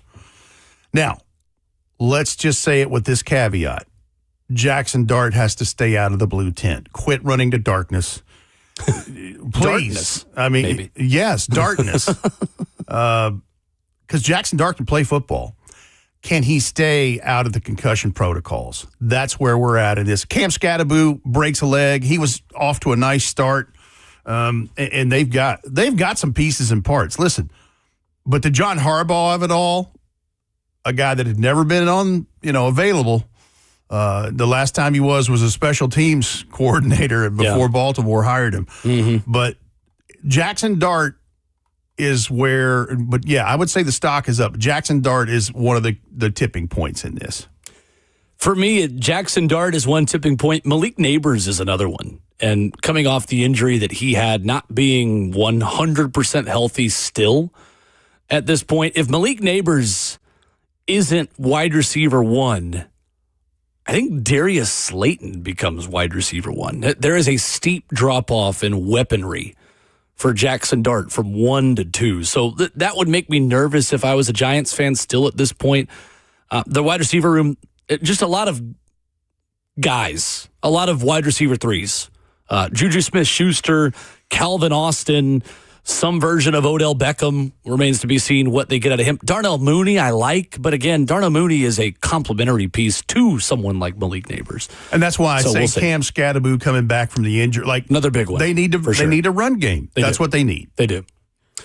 What you got? I'm going to go a little bit opposite of you guys. I'm not going to go stock down. I'm going to go stock as the same, because while they added Arvell Reese into their defensive edge group, don't really know how he fits. Is he more of an inside guy? Is he more of an outside guy? They've said he's like a 4-3 outside linebacker is essentially what he is. With the group of guys that they had, Brian Burns, Kayvon Thibodeau, I just don't know, like Abdul Carter last year. I don't know how exactly he fits in that defense, but also you lost Dexter Lawrence to the Bengals. You didn't really replace that run stopping ability. But then when you look on offense with all the questions you just have to look at it at face value. What did they do last season, and what's their vibes coming into this season? And for the Giants, the vibes are high, but are they really going to be, that much more improved? I don't really think so. I think they're going to be another 3, 4, 5 win team. I mean, 5, yes, your stock is up because you won one more game. But if you're just looking in the factual group that is the offense and defense, nothing much has really changed for them. Sure. Other than the head coach. Week 4, the Titans travel to the Baltimore Ravens, who were 8-9 last season, 11th best scoring offense, 18th scoring defense. They have the 9th easiest strength of schedule. Rhett, this one's an easy one to me. Lamar Jackson only played 13 games last year. If he stays healthy, I think their stock is up this year. I think they're better. What do you think? Well, they still have Derrick Henry in the backfield. They do. They took one of the best offensive linemen, regardless of position on line, in Vega Iwane from Penn State to plug into there. And listen, I think the main question is they lost Tyler Linderbaum in free agency, their starting center. So, but yeah, I would say at least stock is about the same with a chance to point upward if Lamar Jackson plays more than 13 games. Now, we'll see how all this fleshes out with an offensive coordinator and obviously a head coaching change, who's a defensive-minded coach, and Jesse Minter. But, I mean, I'd like to say their stock is down because it's Baltimore. But I'm going to say it's about the same with a chance to be pointing up if Lamar Jackson does more Lamar Jackson things. Week 5, the Houston Texans come to town. They were 12-5 a season ago with the 13th best scoring offense, the second best scoring defense in the NFL. They have the 7th easiest strength of schedule in the league this year. Kind of hard for your stock to be any higher when you'd already won 12 games last year, but are they about the same or up for you? Until I see that they have a starting 5 that they believe and trust in, and then we start to see the residual effects that has on C.J. Stroud, who is still trying to find some of that rookie magic, I'd say the stock is the same because Agreed. The defense is going to keep them in ball games. That defense, and they have reinvested in it heavily. Right. Yeah, it's no joke. And there's a chance for that stock to tick upward a notch just because they have some stability in the running back part of this and getting David Montgomery from the Detroit Lions because they had so much trouble with health there with Joe Mixon last year, and then Woody Marks was asked to probably do more than he should have been able to do or was, capable of at that point. Now, we'll see what happens. But the onus is on the starting 5 offensive linemen and C.J. Stroud. The rest, I think, is all right. Week 6, the Titans go to Indianapolis, taking on the Colts, who were 8-9 last season. 8th best scoring offense, 21st scoring defense. They have the 5th easiest strength of schedule in the league. Rhett, are they stock up, down, or the same to you? Right now, without them playing a game, I'd say the stock is about the same. I do have the tendency to believe that the stock could be down because of Daniel Jones coming off the injury. And, they've had some departures in the defense. And there's a lot riding on this season for Shane Steichen and for Chris Ballard, the general manager, because this is going to be the first full calendar year without Jim Irsay as the owner. And I don't know what Carly Irsay Gordon's mindset is as to what we know she patrols the sidelines and takes notes. Yeah. But yeah, I think it's about the same, but could quickly go stock down. I'd say slightly down, considering the question mark of Daniel Jones' health. As good as he was last season, I've seen some Titans fans ask the question, was that the crazy Kerry Collins one-season run here just a couple decades later in Indy, right? Was that one, again, not the same situation, age-wise different, profile of quarterbacks different, but I think the question is a fair one. Considering the injury that Daniel Jones had, will he ever be that good ever again? Well, and the guy's been sneaky good with his wheels up until that point. What does that look like now? If you take that away, or it is not what it used to be, then where are we with him? It's a great question. Yeah. No more Michael Pittman in Indy. No more Zaire Franklin. Braden Smith is now a Texan. Nick Cross, Kwity Paye. No Kenny Moore, who is still a free agent as well, which surprises me a little bit. It has Last Dance vibes in Indy. That if things don't go their way this year, they might take a TNT box to it and just make sweeping changes all over. Now, let me say this. On defense, though, up front, they still have those monsters in Grover Stewart and DeForest Buckner. The potential's still there. That is always a challenge when you are trying to run the football against those guys. I just have more questions than answers partly because of health and just how many football games they lost at the end of last season. I would agree that you feel like this is closer to a reset if things don't go like they should. And how does Alec Pierce like handle being the guy and how much money he's making to and an ankle surgery and big contract to boot. Cleveland Browns, Rhett Bryan, Week 7 opponent for the Titans. They were 5-12 last year, 31st in scoring offense, 14th in defense. They have the easiest schedule in the NFL, according to last year's win percentage. Todd Monken, the head coach. Where's their stock for you? I must say it's about the same. It's somewhere in that same category. Just because, is Deshaun Watson the quarterback? If it's not, is it one of the other 17 Unfortunately guys? for them, I think he is. Is it one of the other 17 quarterbacks they have, however many they have? For me, it's down because there's no Myles Garrett anymore. I mean, or Jim Schwartz, to be honest with you. I think short term it might be down, but this is kind of what they need to finally fix a lot of the issues. Well, they had wholesale changes on their made. Offensive line, too. They 100%. So, but yeah, I'm going to try to be fair and say it's about the same, but yeah, it could easily be stocked down, which is wild to think about. 615-737-1045 will continue in Week 8 with Cincinnati as we continue. Stock up, down, or the same for Titans' 2026 opponents. We'll continue with that after this.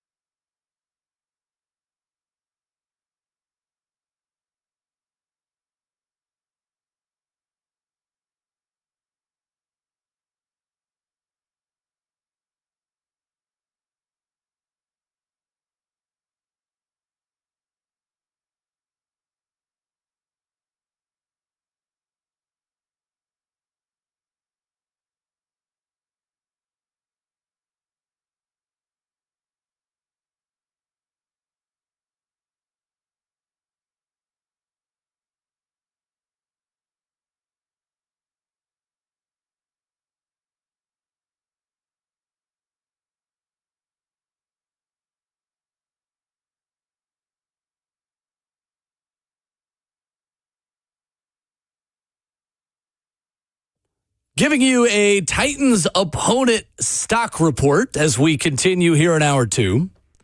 Coming up on halftime of the show here on this Monday morning, 615-737-1045. We are in week 8, Rhett Bryan, where the Titans will head to Cincinnati, take on the Bengals. They were 6-11 last year, 12th in scoring offense, 30th in scoring defense. They have the third easiest strength of schedule in the NFL. Where is their stock for you changed this offseason? On the defense part, because, they straight up traded the 10th overall pick to the New York Giants for Dexter Lawrence. One of the best D tackles, space-eating, just plug it up guys you'll see. And so I would just start there. And then Joe Burrow, he didn't play a lot. And if Joe Burrow plays more than 8 games, those couple of things considered, I think you got to be north of 6-11. So I'd say stock up. Agreed. Joe Burrow played 8 games last year. Takario Davis, Cassius Howell, their first 2 picks, both on defense. Boye Mafe, Dexter Lawrence, Brian Cook. I think they will be better on defense this upcoming season. Titans are off in week 9. Bye week has stayed the same, so their stock is not up or down. In week 10, the Jacksonville Jaguars, they are trying to follow up a 13-4 season where they were maybe the surprise of the league last year. Sixth in scoring offense, 8th in scoring defense, 11th easiest schedule in the NFL, Red. I'm going to say that their stock is about the same, and it could be, you can make an argument for it to be slightly down. I think it's interesting what they did with the running back core in this. Bajal Tootin, they took from Virginia Tech last year, and he ends up being one of the lone vets in the room. They did have Chris Rodriguez, the former Kentucky back that Liam Cohen coached in that capacity there in college. And so it sounds like that's going to be your two-headed approach, is those two guys.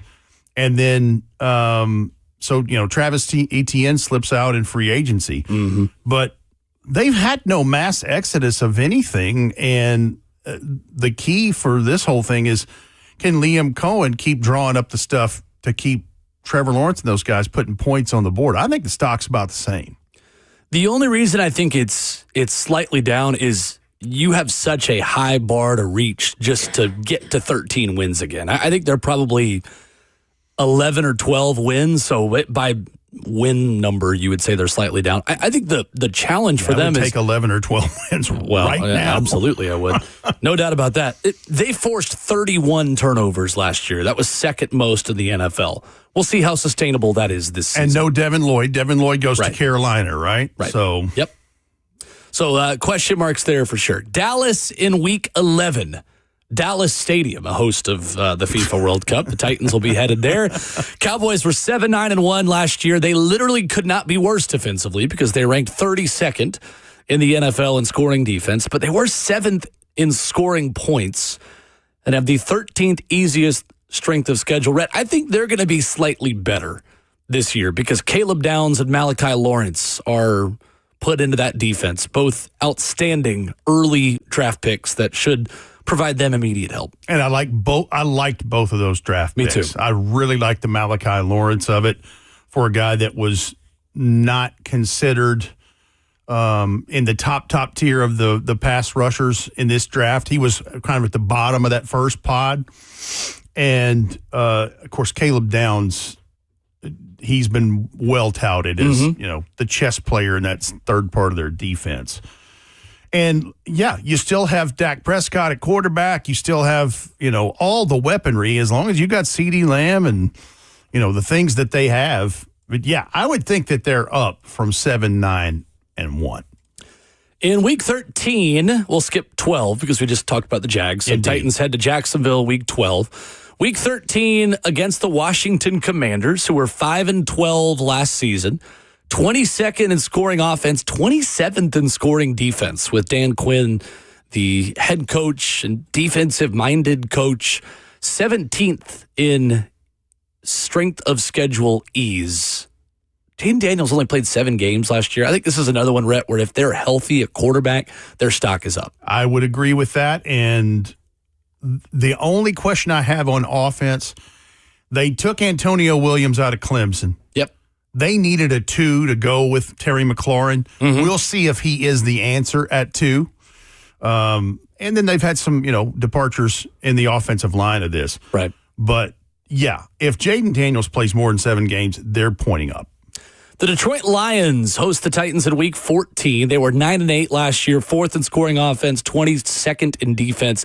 6th easiest strength of schedule for me, Rhett, is why I think they're a little better this year. And they have a core group of offensive weapons that are still very young. I'm a big fan of Sam Laporta, Jahmyr Gibbs, and Amon-Ra St. Brown. I mean, yeah, they absolutely – and we talked about this when we were talking about it earlier with the potential of the CBS guy saying, Taylor Decker might be somebody the Titans look at left tackle. They've had a shuffle with the tackles there. They drafted Blake Miller out of Clemson. He will be the starter at right. They take career starter at right, Penei Sewell, and move him to left. If that works out well, they've got all the other things that are in pretty good shape. Plus, Aiden Hutchinson coming a full year coming off of the broken leg. Yep. Yeah, I think they're pointing up. Quickly, Raiders Week 16, up or down? One word. Up. Okay. Steelers in Week 17, the only opponent we have not yet gotten to. Not the same. Same for me as well. Yeah. They're the Steelers. They'll be 10-7, and it'll be great. 615-737-1045. What to know about Belgium tonight for the U.S. next.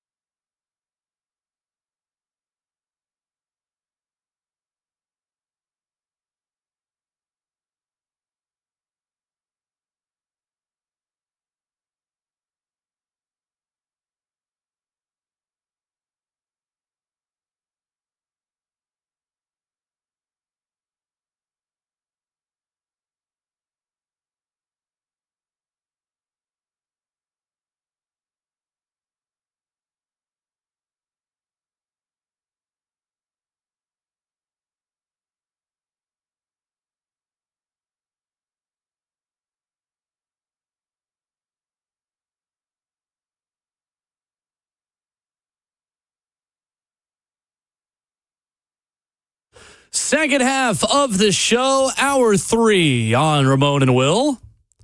Rhett Bryan filling in for Ramon Foster, who will be back with us tomorrow from vacation. I'm Will Bowling. Justin Hawkins is back, and he is a new dad. Congratulations again. What a statement. Glad to have you back. That's right. He is a dad. As we continue to tell him it is a Monday morning.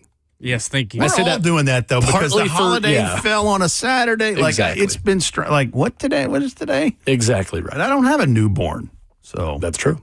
That's absolutely true. It's wild. It is, it's true that the schedule this time when you're around holidays says, you know what? It's Monday morning. I'm going to keep reminding myself and all of you. So there we go. Somebody told us Happy 4th of July on Saturday, and I said, oh, yeah. Huh. That's right. That's right. It's a holiday. Happy 6th of July this morning. Yeah, right? Yeah. Every day's a nice day.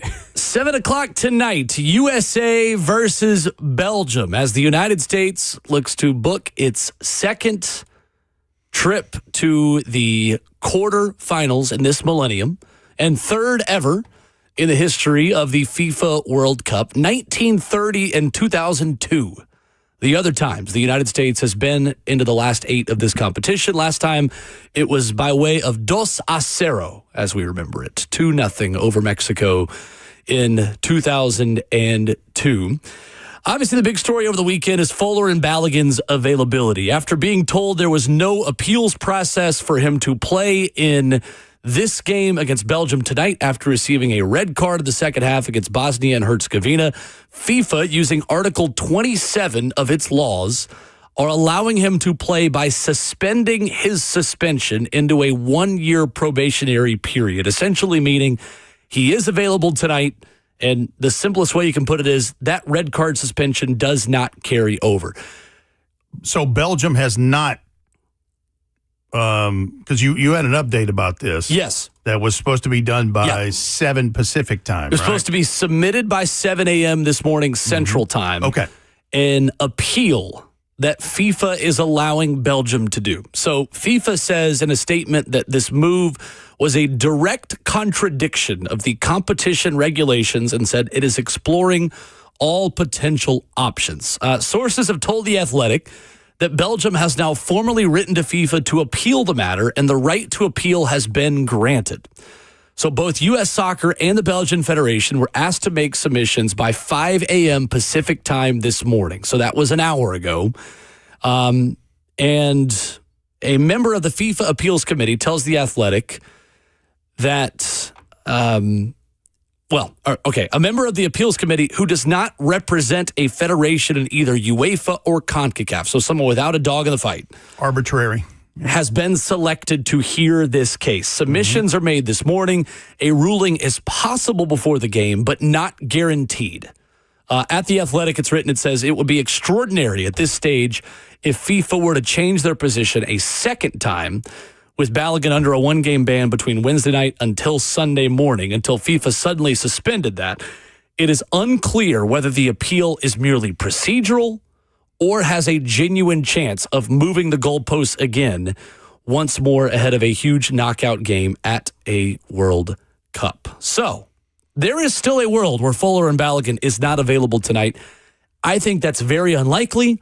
However, if you had asked me this time yesterday whether I thought it was likely or unlikely that the red card was going to be suspended, I would have thought that was extremely unlikely. So it's FIFA.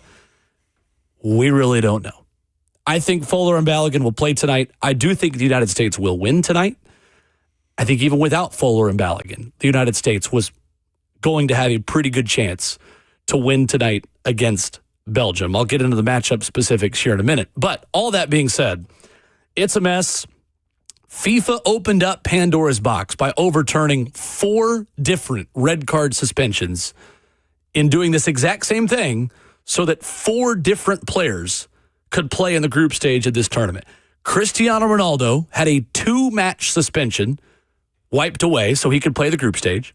Nicolas Otamendi, a center back for Argentina, a 1-match ban that did not carry over. Moises Caicedo, Ecuador's best player, 1-match ban that was not carried over. Tariq Salman, a player for Qatar, had a 2-match ban that was moved away from this tournament so he could play in the group stage. and now Fowler and Balogun. UEFA, which is the Europe governing body, and Belgium are trying to say this is an unprecedented thing. It's really not. It's a little bit different, but in many other ways, it's really not. FIFA has done this 4 times in this tournament. This is the 5th time, and I think Fowler and Balogun's going to play tonight. I think he's going to start. I think he probably even scores for the United States against Belgium. He is the best player at this tournament so far. It's a big deal, Rhett, that he is available for now. How do they do it? Well, the way they do it is by stopping Belgium's 2 wingers.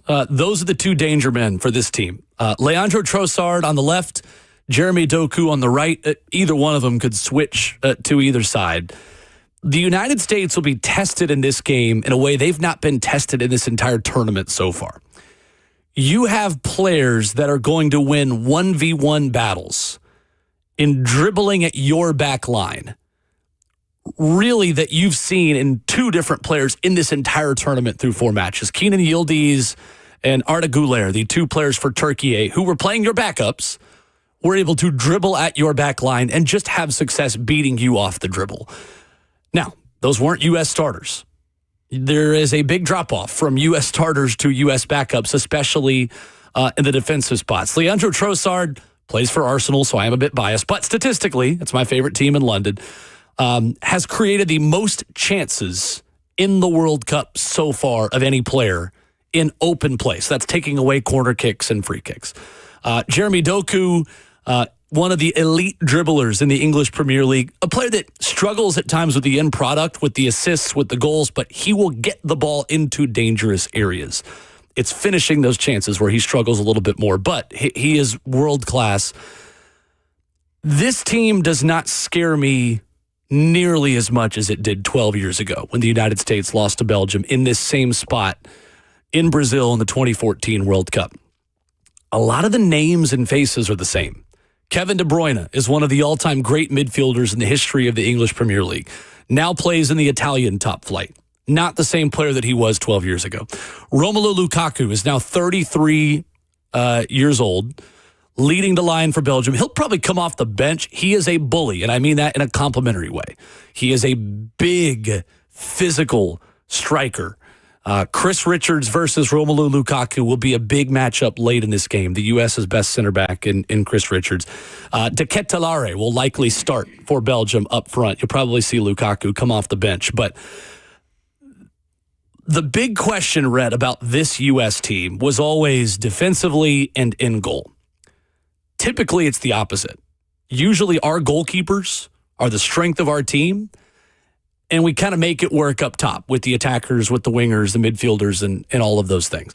The history of U.S. soccer, goalkeeper is by far the best position in our history. Tim Howard still has the World Cup record with 16 saves that he made against Belgium in the 2014 World Cup. That record still stands today. Brad Friedel played at the top flight in England. Casey Keller, Brad Guzan. Matt Freese is a new starter in goal. Even Matt Turner at the last World Cup has played in England. Matt Freese plays for New York City Football Club and MLS, plays for NYCFC. He has not been tested in this tournament. Was a little bit the United States at the back against Turkey, but remember, that was Matt Turner who started against Turkey. Matt Freese did not play in that game. So Matt Freese has had 3 matches where he hasn't had to make that big highlight reel save. He's had to make a couple of saves, but there hasn't been any moment where you felt like he robbed the opponent. He's going to have to make some really big saves in this game. Trossard, De Bruyne, Doku provide big tests. It is a Belgium team that has been there and done that. They are a bit more of an offensive-minded team. They've struggled a little bit at the back. That's where they don't have as big a names as in their defense. They drew Egypt 1-1 in their first match. They drew Iran in a scoreless draw. They cruised against New Zealand 5-1, and they had to come back from down 2-0 in stoppage time to tie Senegal, take it to extra time, and then win that game 3-2 on a controversial penalty kick. That was a little bit of an interesting one late in that game. Thibaut Courtois, the goalkeeper, one of the best in the world. He starts for Real Madrid in La Liga. So, big test. I would give the U.S. a slight advantage with home field. I think if this game was at more of a neutral site, I think it would be a total toss-up. I'll give the U.S. a slight edge. I think the U.S. wins tonight. I think it's 3-2 United States. I think is what ends up happening here. I think there's goals in this game. I think the U.S. is able to score on a corner kick. I think the U.S. is going to get the job done and get to their first quarterfinal in 24 years in what is going to, again, be the most watched soccer match in the history of United States broadcast television. What were the numbers for Bosnia? 33.5 million. That was the first one in prime in the United time. States watched the Bosnia match. First ever men's World Cup game in prime time in the history of broadcast television and U.S. at World Cups. And there were 24.4 million who watched on Fox and then on Telemundo and Peacock, Spanish-speaking or Spanish broadcast. 9.1 million watching there. So gets the number up to 33.5. That is a massive number. Huge. We're talking about primetime regular season NFL number. Yeah. When you get up over 30 million. Yeah. Oh, yeah. And that was a fun game to watch, too. So I'm kind of looking for the U.S. to continue that style of play that they played against Bosnia. They felt very comfortable in the midfield. As I was kind of talking about it and breaking it down is when you're very comfortable when you're playing soccer, you can build this triangle of passing. And the U.S. had several triangles across each third of the pitch on last Wednesday against Bosnia, in which Bosnia couldn't stop it. And they were just very comfortable, very transitional in their attack. And then their set-piece goals lead the World Cup. I think they have 4, if I'm not mistaken. The U.S.? Yeah. Yeah. Yeah, they lead Yeah, the it was World Bosnia who led it before that. Yeah. So they need to continue that kind of style of attack. Just remain true to who you are, rely on your pristine passing attack, and then use these set-piece goals and find your little channels that you can behind their defense. Couple of questions on YouTube. Somebody says, did he just say Balogun has been the best player in the tournament? No, I said he has been the United States' best player in the tournament so far. Best player in the tournament to me has been Kylian Mbappe. Somebody asked, what can we expect the Belgium players to do to Fuller and Balogun? Kick him a lot. That is what you can expect. Fuller and Balogun was already going to be a marked man, even without a red card suspension, because he's your number 9. He's your striker. He's the guy you've got to neutralize in order to beat the United States. Now even more so. U.S. players have always had his back. A match 3 years ago against Mexico.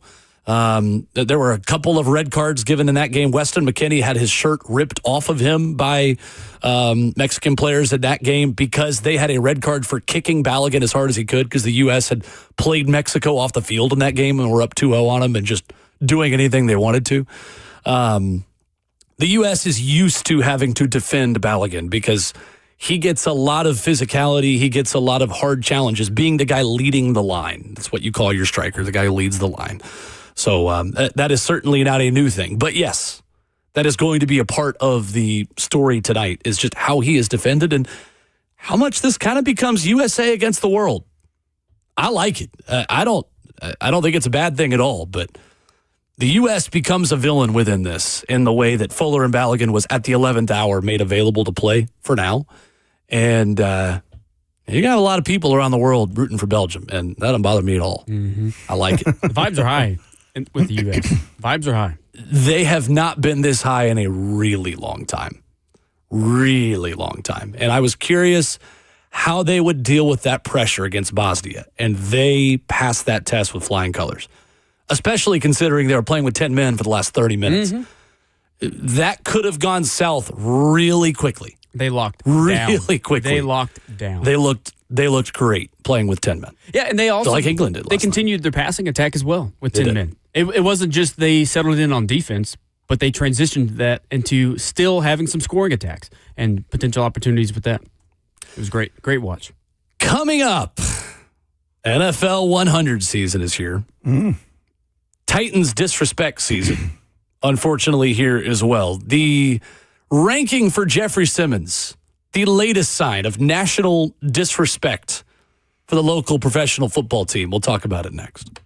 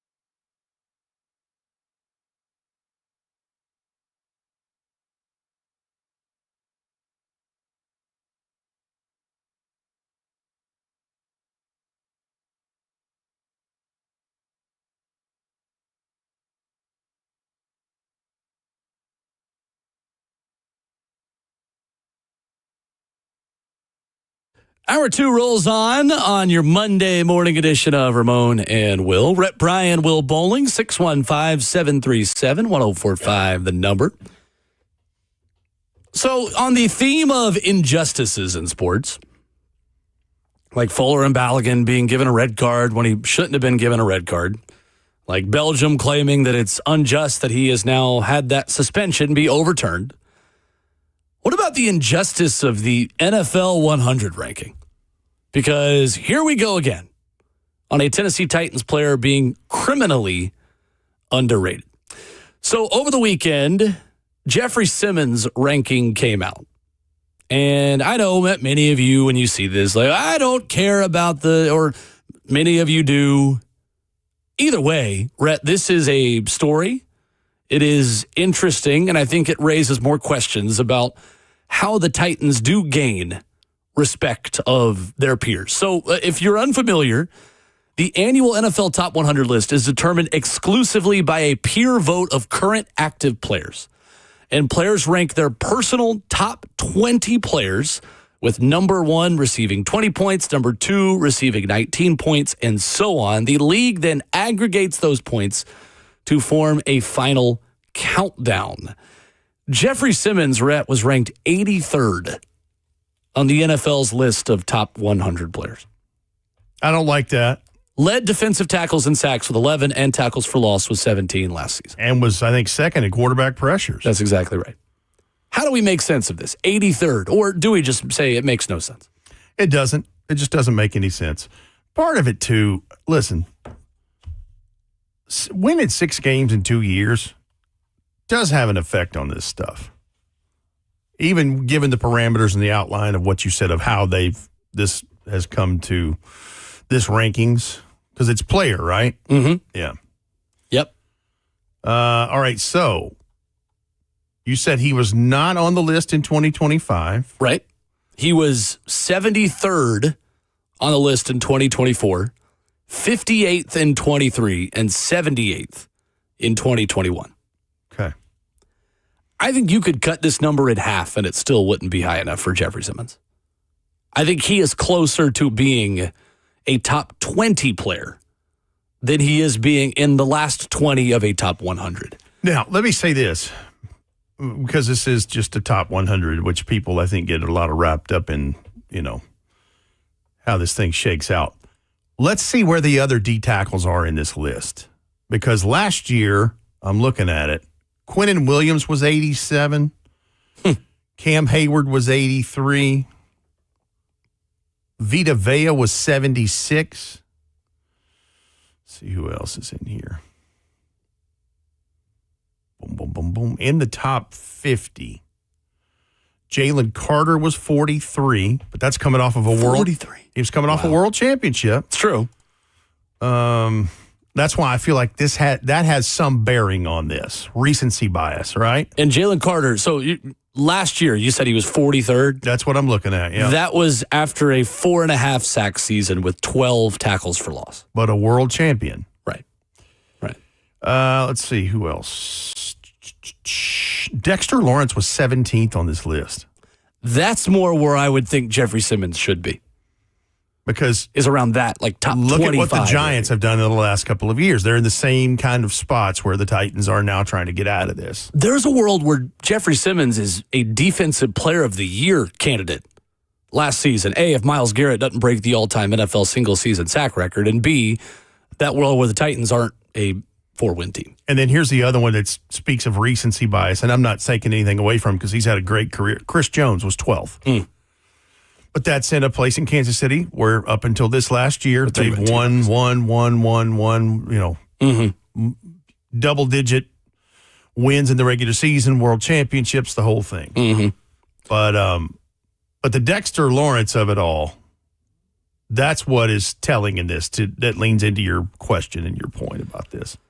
So the other interesting thing is that looking at the two guys who are ranked in front of him in this same release over the weekend. 82nd was Jalen Ramsey, who last season had 1 interception as a member of the Pittsburgh Steelers.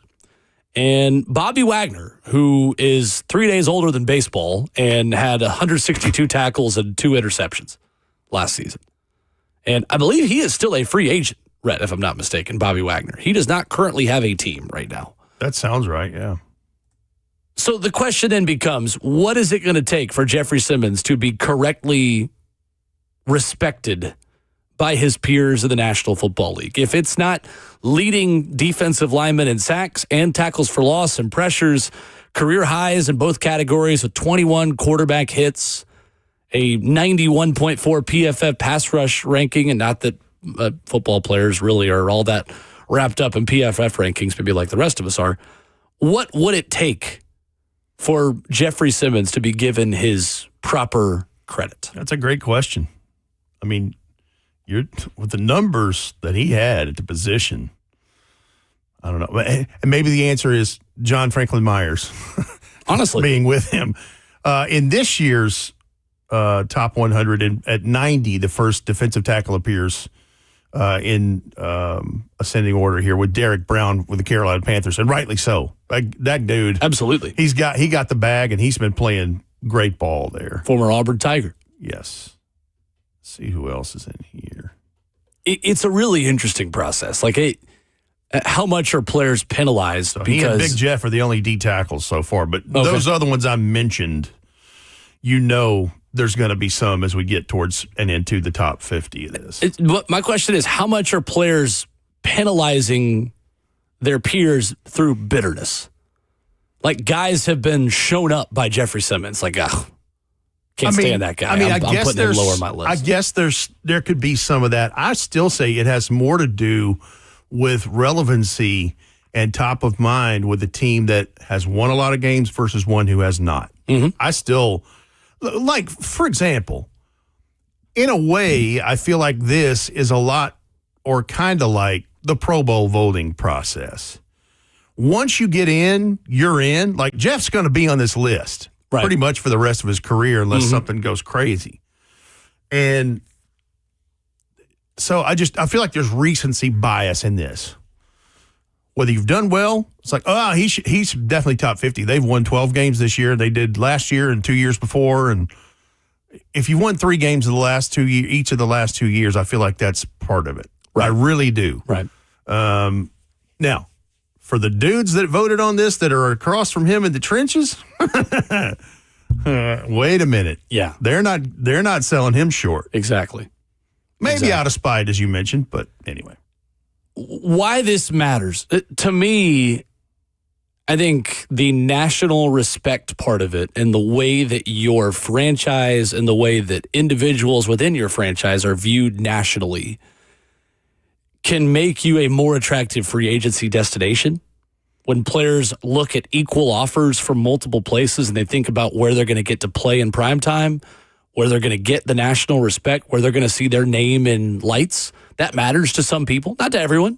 I think it matters to some players in free agency. I think you think about ways that you can build a new generation of Titans fans, the way you get more Titan blue in stands for the other 31 NFL teams and 30 NFL or 29 NFL stadiums because 2 of them share them. Like, the national attention, the primetime stuff, the rankings, the headlines. And the primetime stuff comes into this. It does, because, listen, there have been plenty of times in Jeff Simmons' career where he showed up big in a primetime game. Think about the Buffalo win is where your mind goes. I'm just saying. 100%. And so, these guys watch Monday Night Football. They watch Thursday, maybe not all of them, but the guys that play in the league, they watch primetime games. Right. And so, again, recency bias and seeing, Titans don't have a primetime game this year. Mm-hmm. So, there haven't been a whole lot of these things because it's been bad. I think that's part of the process. Again, it's a small part of it. Winning cures all. Obviously, it's the number one priority, and that's how you gain respect. The part of it where your ire is raised is Jeff Simmons is consistently one of the top 5 positionally in the league for the last handful of years. There's no question. To your point, ESPN has started releasing the positional top 10 rankings, and they started with what today? Running back today. Yeah. So last year, Jeff Simmons was number 4 in that list. Mm-hmm. I think you can make the argument he's at worst 2. And Dexter Lawrence, I think, was number 1 in that last year. Mm-hmm. Jalen Carter was 2. Mm-hmm. I think Chris Jones was 3. Yeah. So those 3 were ahead of him last year. I think when you consider the kind of year that he had individually, there's a chance he's at least in the top 3. I would hope he's. And again, it's just a list. Like, I'm not going to get not the end of the world. Get my burr in a saddle over that, but you just want him to get some proper respect for what he does, which is just incredible. I mean, Jeff Simmons, if he plays a long time, will go down as one of the better interior defensive linemen in this league just because he's built different. He disrupts different. He just, I don't know. He's just a different dude, man. The ranking on its own category is not the end of the world. It is a symptom of a larger discussion and a larger point. And that the Titans are in the business of earning respect. And this is another sign that they do not have respect nationally that, A, at times they deserve, and B, they want more of. Well, let me say this. You can always talk about the television market.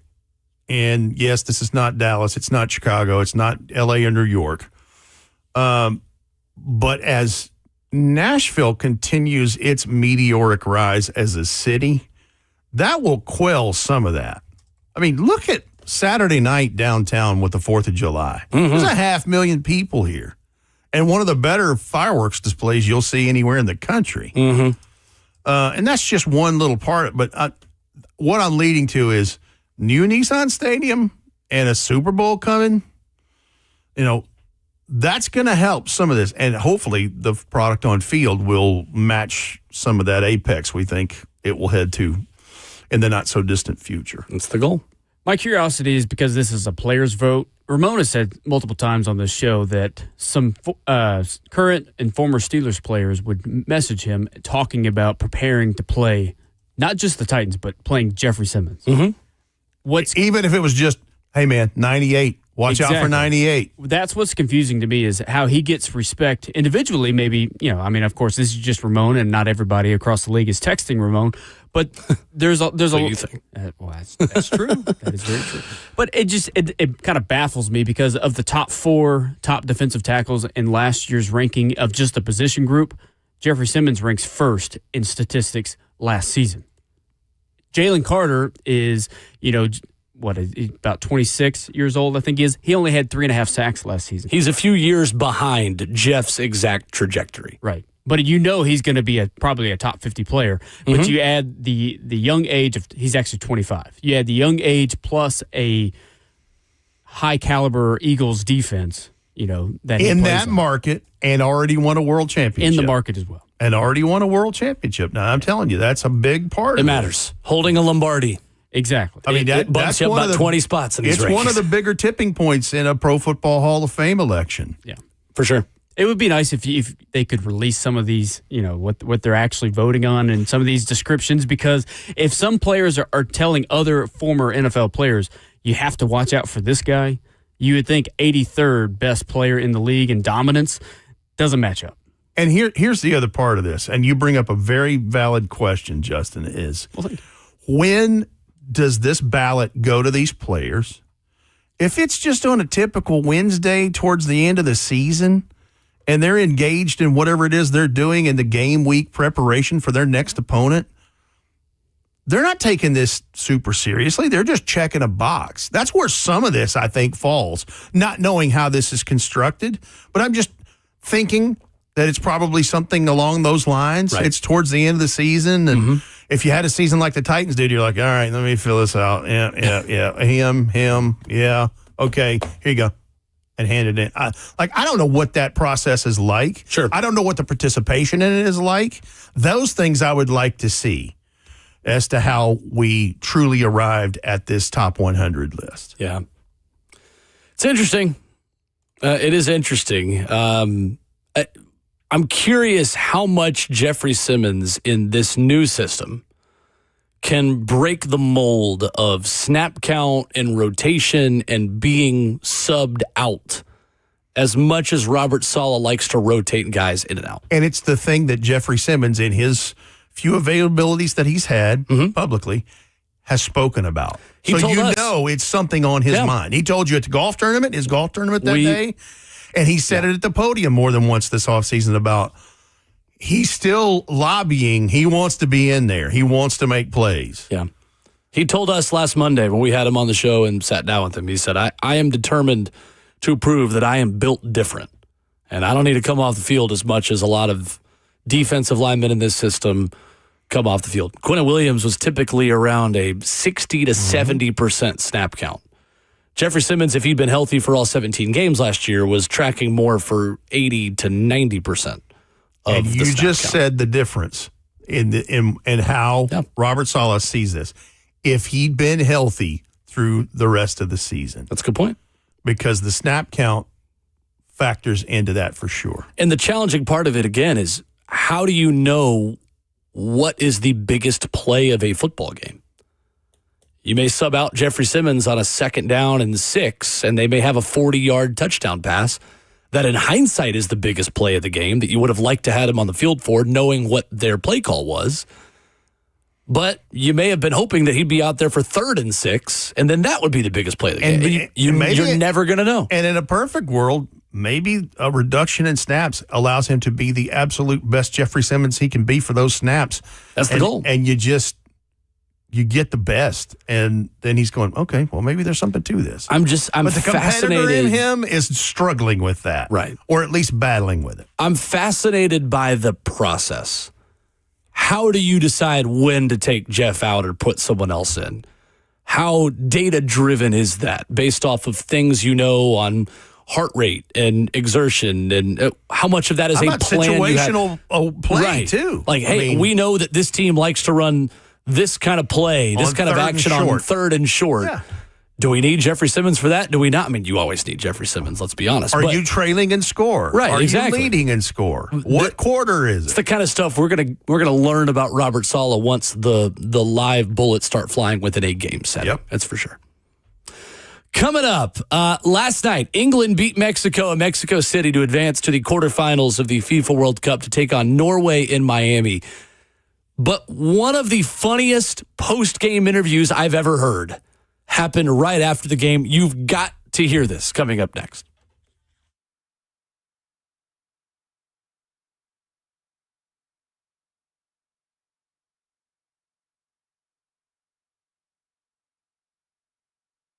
What's going on? It's Will Bowling from my friends at Fleet Feet Nashville. Hey, I have been going to Fleet Feet since I was in high school, and I can endorse them, their team, and what they do for you. Whether you are like me and are running competitively, I was back then, or maybe you're like me now, you just want to get out and walk. You want to just be active again. You don't want that foot pain, that joint pain that comes with it. You want the right fit. Well, Fleet Feet can help you. I've been through their fitting process, and it is amazing. They're going to take a scan of your foot. They're going to watch you walk, and they're going to give you the brands and the types of shoes that work perfectly for you. But not just the shoes, the inserts, the gear, the socks, all of the stuff you need to get active. And they've got incredible events as well. The run clubs, the trail mixers, they have got so many different ways to get you involved with like-minded people looking to stay active as well. FleetFeetNashville.com is the website. Locations all around Middle Tennessee. Check them out, whether you are racing a 5K or just getting active again. Check them out online at FleetFeetNashville.com.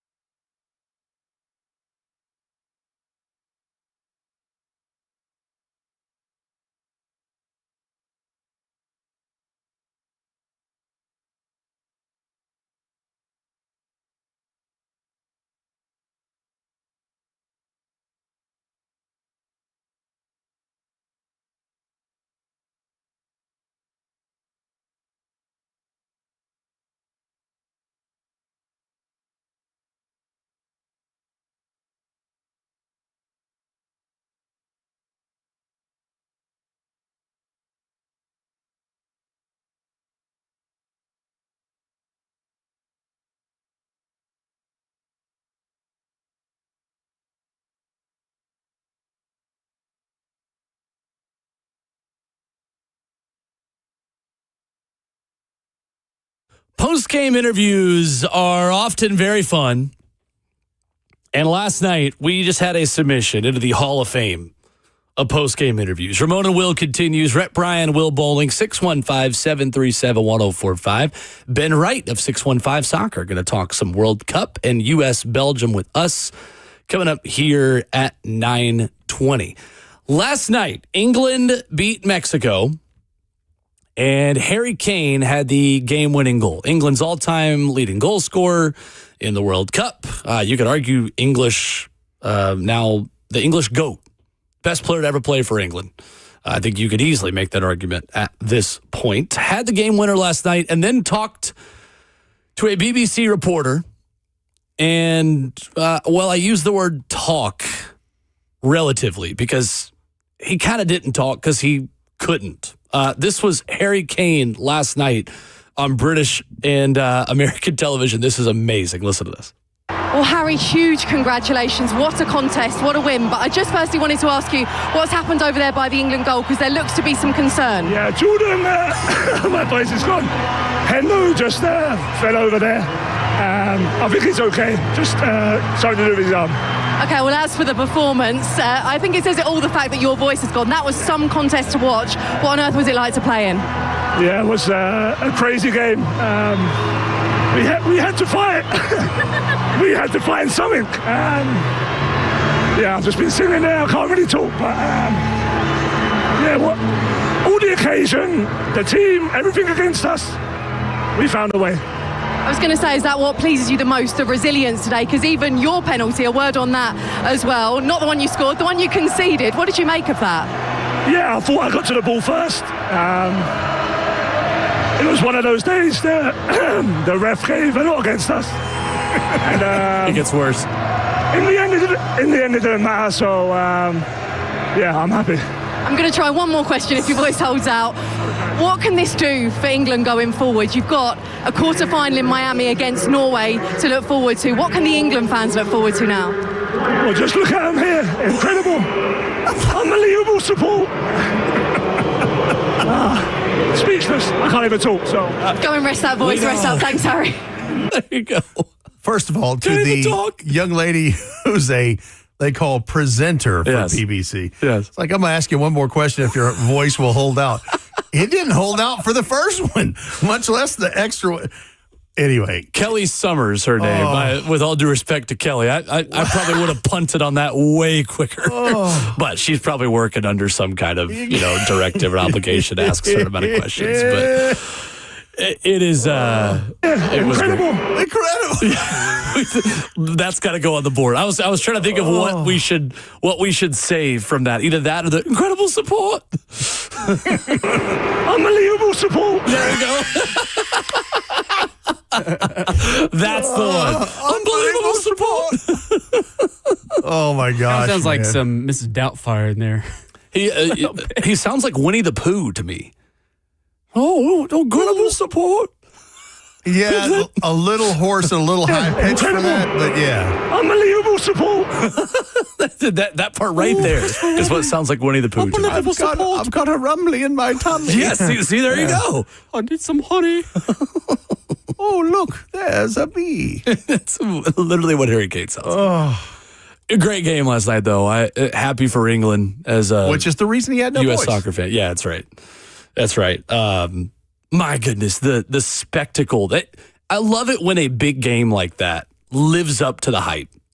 And you always wonder, that match was made out to just be this epic, crazy atmosphere. The teams look pretty level considering the home field advantage. Either way, it's a massive storyline. Either there's one host country left and this Mexican team that feels like it's got the best chance in decades to advance to the quarterfinals, something they've not done in generations. They could finally get there. England would be out. It would be a national disaster, or England would feel like they're top of the world. And, hey, if we can go win in Mexico City, we can win anywhere. And it's kind of the way you feel coming out of this. It's going to go one of two ways now for England. Either that's what they needed to believe that they really can win this entire tournament, because they definitely could. Or that was their that match. took so much out of them. That was it. Yeah. That when they go to Brazil to take on Norway, they just don't have anything left in the tank. It's like we say, this is their Super Bowl. Yeah. Yeah. It felt was like that it? It absolutely felt like it. Hey, And you could make the argument that's a better atmosphere than what we're going to get in the final. Let me say this. I'm going to pivot to something real quick. Okay. I am very happy that off of the news of Chris Johnson saying he has ALS, he asked for a respark of the ALS Ice Bucket Challenge. Yes. Have you seen Oh, my gosh. the it's been NFL everywhere. royalty that has taken part in this stuff? I mean, it's a who's who so far. It is. And it's just getting started. It's been awesome to see that support. I saw Pat McAfee did one yesterday. Lindell White, Marshawn Lynch, Keith Bullock, Vince Young. How about Chris Henry's children? I mean, Chris Henry, the wide receiver, Yeah. who tragically died, the Bengals wide receiver. Wow. You know, for quite a while, I think Adam Pac-Man Jones was raising those kids. He may still be doing that. And, of course, Chris Henry Jr. is a 5-star Yes. wide receiver. Is he a commit to Ohio State? I believe that's right. Yeah. Yep. Like I believe his that's right. children did it. Like it's just really cool to see that take place. Yeah, he is. He is enrolled now at Ohio State. He is a Buckeye at this point. No, yeah, 100%. Totally agree. Deion Sanders. Yes, Coach Prime did do even did the Ice Bucket Challenge. Thurman Thomas, Matt Forte, among the other ones. It's been really cool to see people supporting him. Sean Merriman. Mm-hmm. Yeah. That's awesome.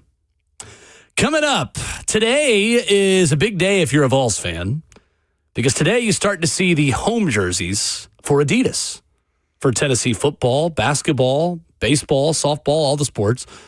As the rollout begins, there's also a story from on3.com about where Tennessee stacks up in one of the most important recruitments in recent memory in the state of Tennessee. And they take some of that Adidas money and parlay that into a first NIL $1 million running back. We'll tell you I'll leave it at that. We'll tell you what's been predicted about David Gabriel Georges in Tennessee coming up next.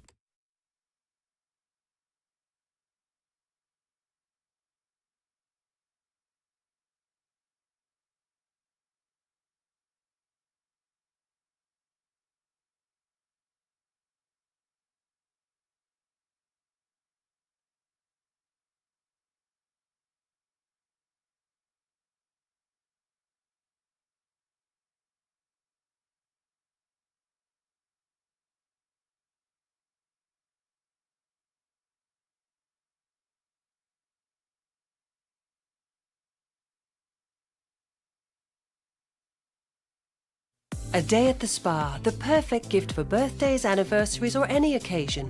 Lavish and luxurious, yet affordable. A grand gesture, yet simple for you. The gift card from A Moment's Peace. Give her the gift she won't buy herself. An escape, a bit of luxury. Something special that shows more than just words. A gift from A Moment's Peace Salon and Day Spa in Cool Springs across I-65 from Galleria Mall. Call 615-224-0770 or go online at amomentspeace.com anytime.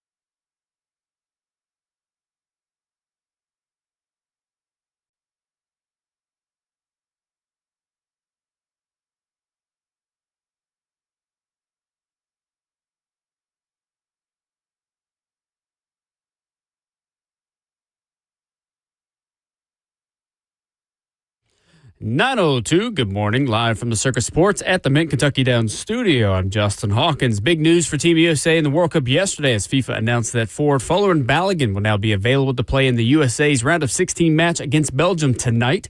But Belgium has been granted their appeal this morning against the FIFA Disciplinary Committee's decision in which they suspended the red card that was issued to the USA striker during their round of 32 2-0 win over Bosnia last Wednesday.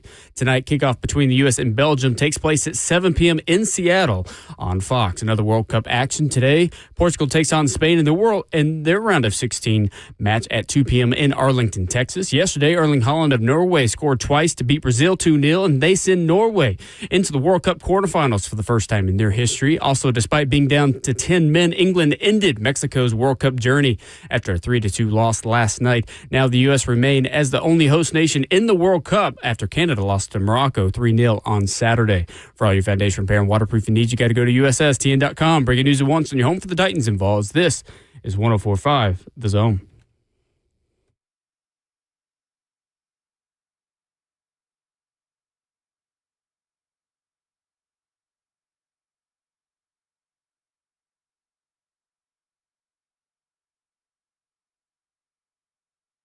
Away we go into the fourth and final hour. Ramon and Will kicking off your Monday and your brand new week here on 104.5 The Zone. Rhett Bryan, Will Bowling, 615-737-1045. The number. Ben Wright of 615 Soccer, backheeled at MLSsoccer.com, will join us in 15 minutes. We'll talk about USA versus Belgium. We'll talk about the top contenders for the World Cup. And we'll talk about this appeal that Belgium has put in on Fuller and Balogun's suspended red card suspension. And just put it simply, what are the odds that Fuller and Balogun is not allowed to play tonight? Stream it live on 104.5 The Zone TV, Facebook Live, YouTube, Twitter, or Twitch. Today is a very exciting day, Rhett Bryan, for Tennessee fans, because today we learn what the home jerseys look like for Tennessee sports in Adidas. They are drawing this out. Today is orange. Tomorrow is road. Wednesday, Summit Blue. Thursday, dark mode. I'm liking what I'm seeing so far, and they are winning, I think, a lot of folks over who are disappointed that the swoosh is no longer the apparel provider for Tennessee athletics. Well, with what they're paying the University of Tennessee, and Adidas makes fine product, it better be good, though. So what leaks have you seen that you can confirm? So I have seen football jerseys only, not seen any basketball or baseball or softball or anything else.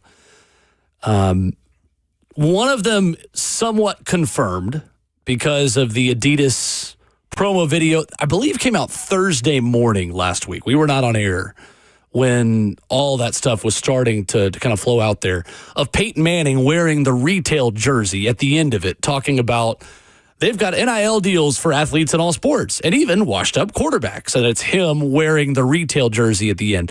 That confirms the leak that was out there of what the home jersey and dark mode jersey looks like. So far, I believe those are the only two things that we know. Now, what I do like is the numbers are bigger.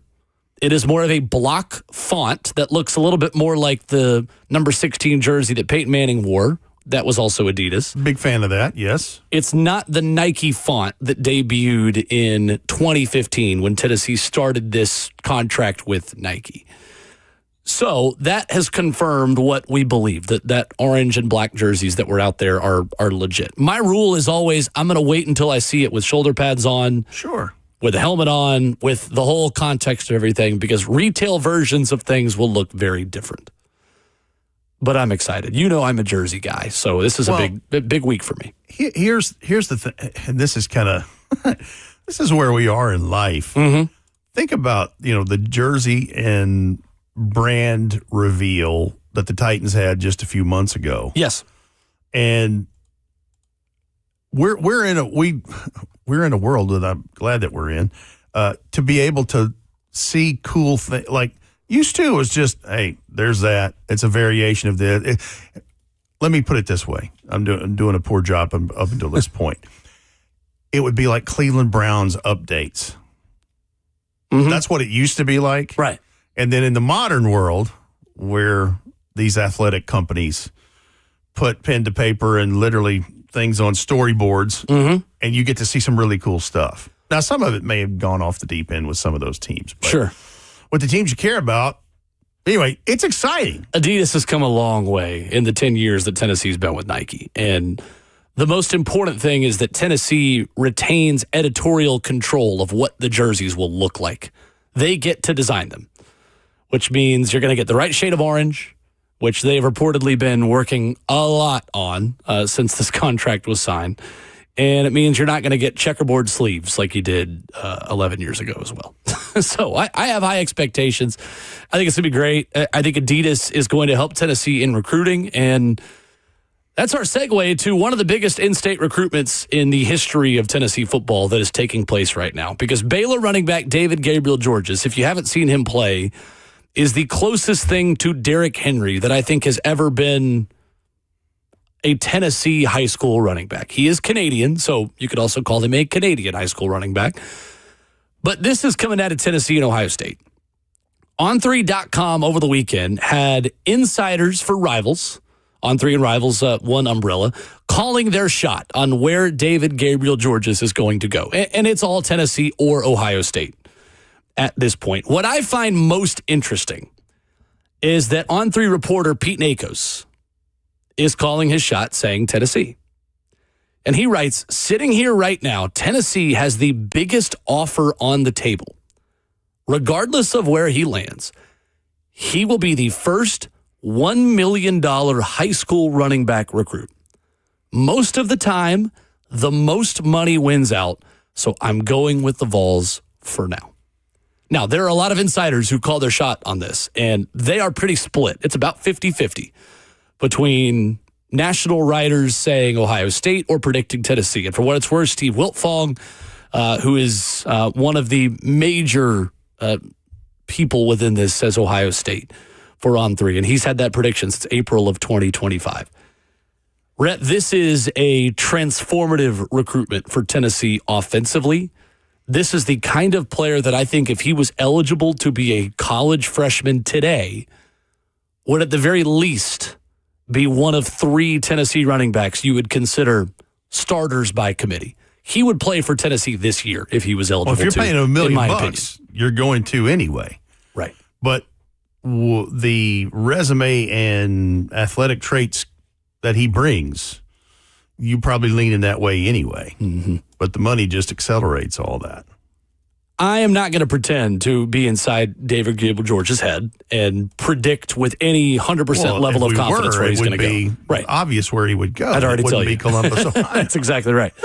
I will say this. I think, based on everything that I have heard, that David Gabriel-Georges will be a Vol.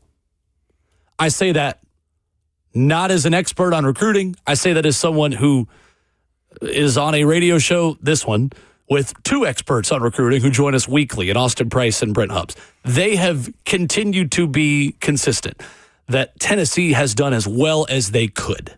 They are not putting predictions out there. I'm not putting words in their mouths. I think that has been the representation of what they have said.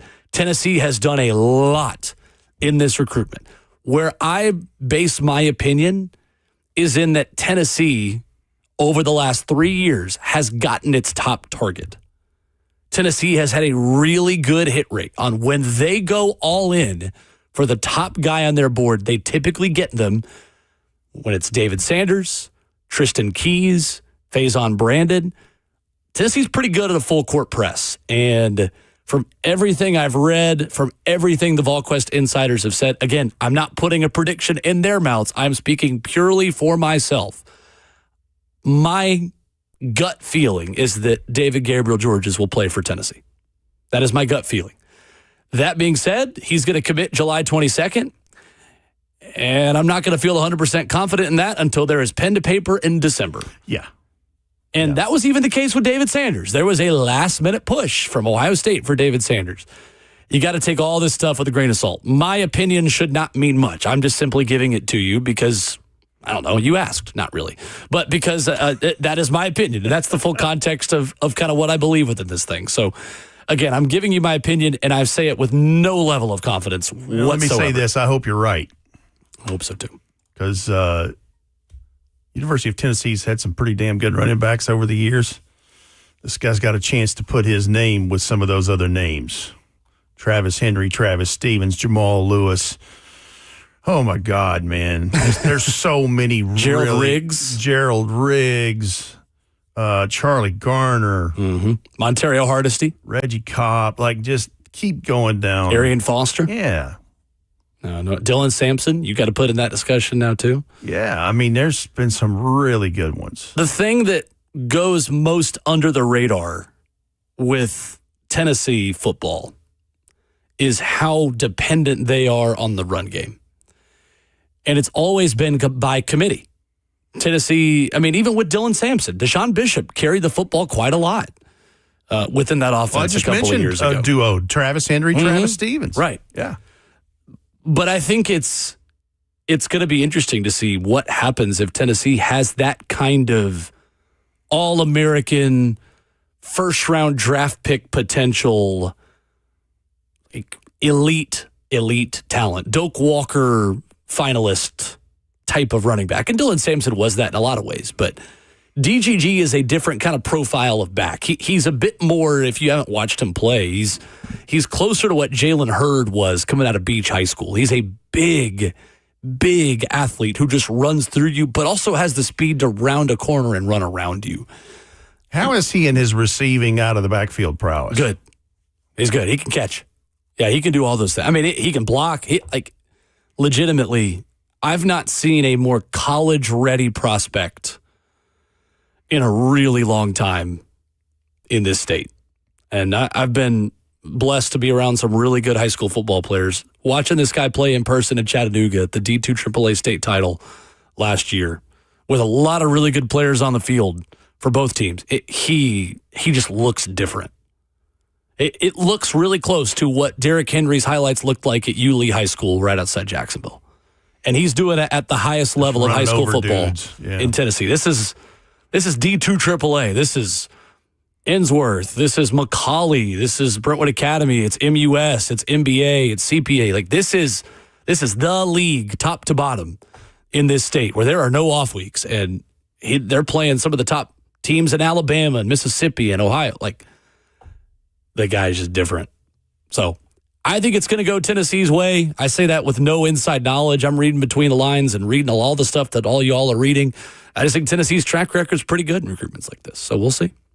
I hope I'm right. I hope you are. Coming up, Ben Wright of 615 Soccer joins us. We'll talk about USA Belgium tonight. We'll talk about if there's any chance that the appeal that's now being appealed could work. Is Fuller and Balogun going to play tonight for the United States against Belgium? Ben Wright will make us smarter about that coming up next.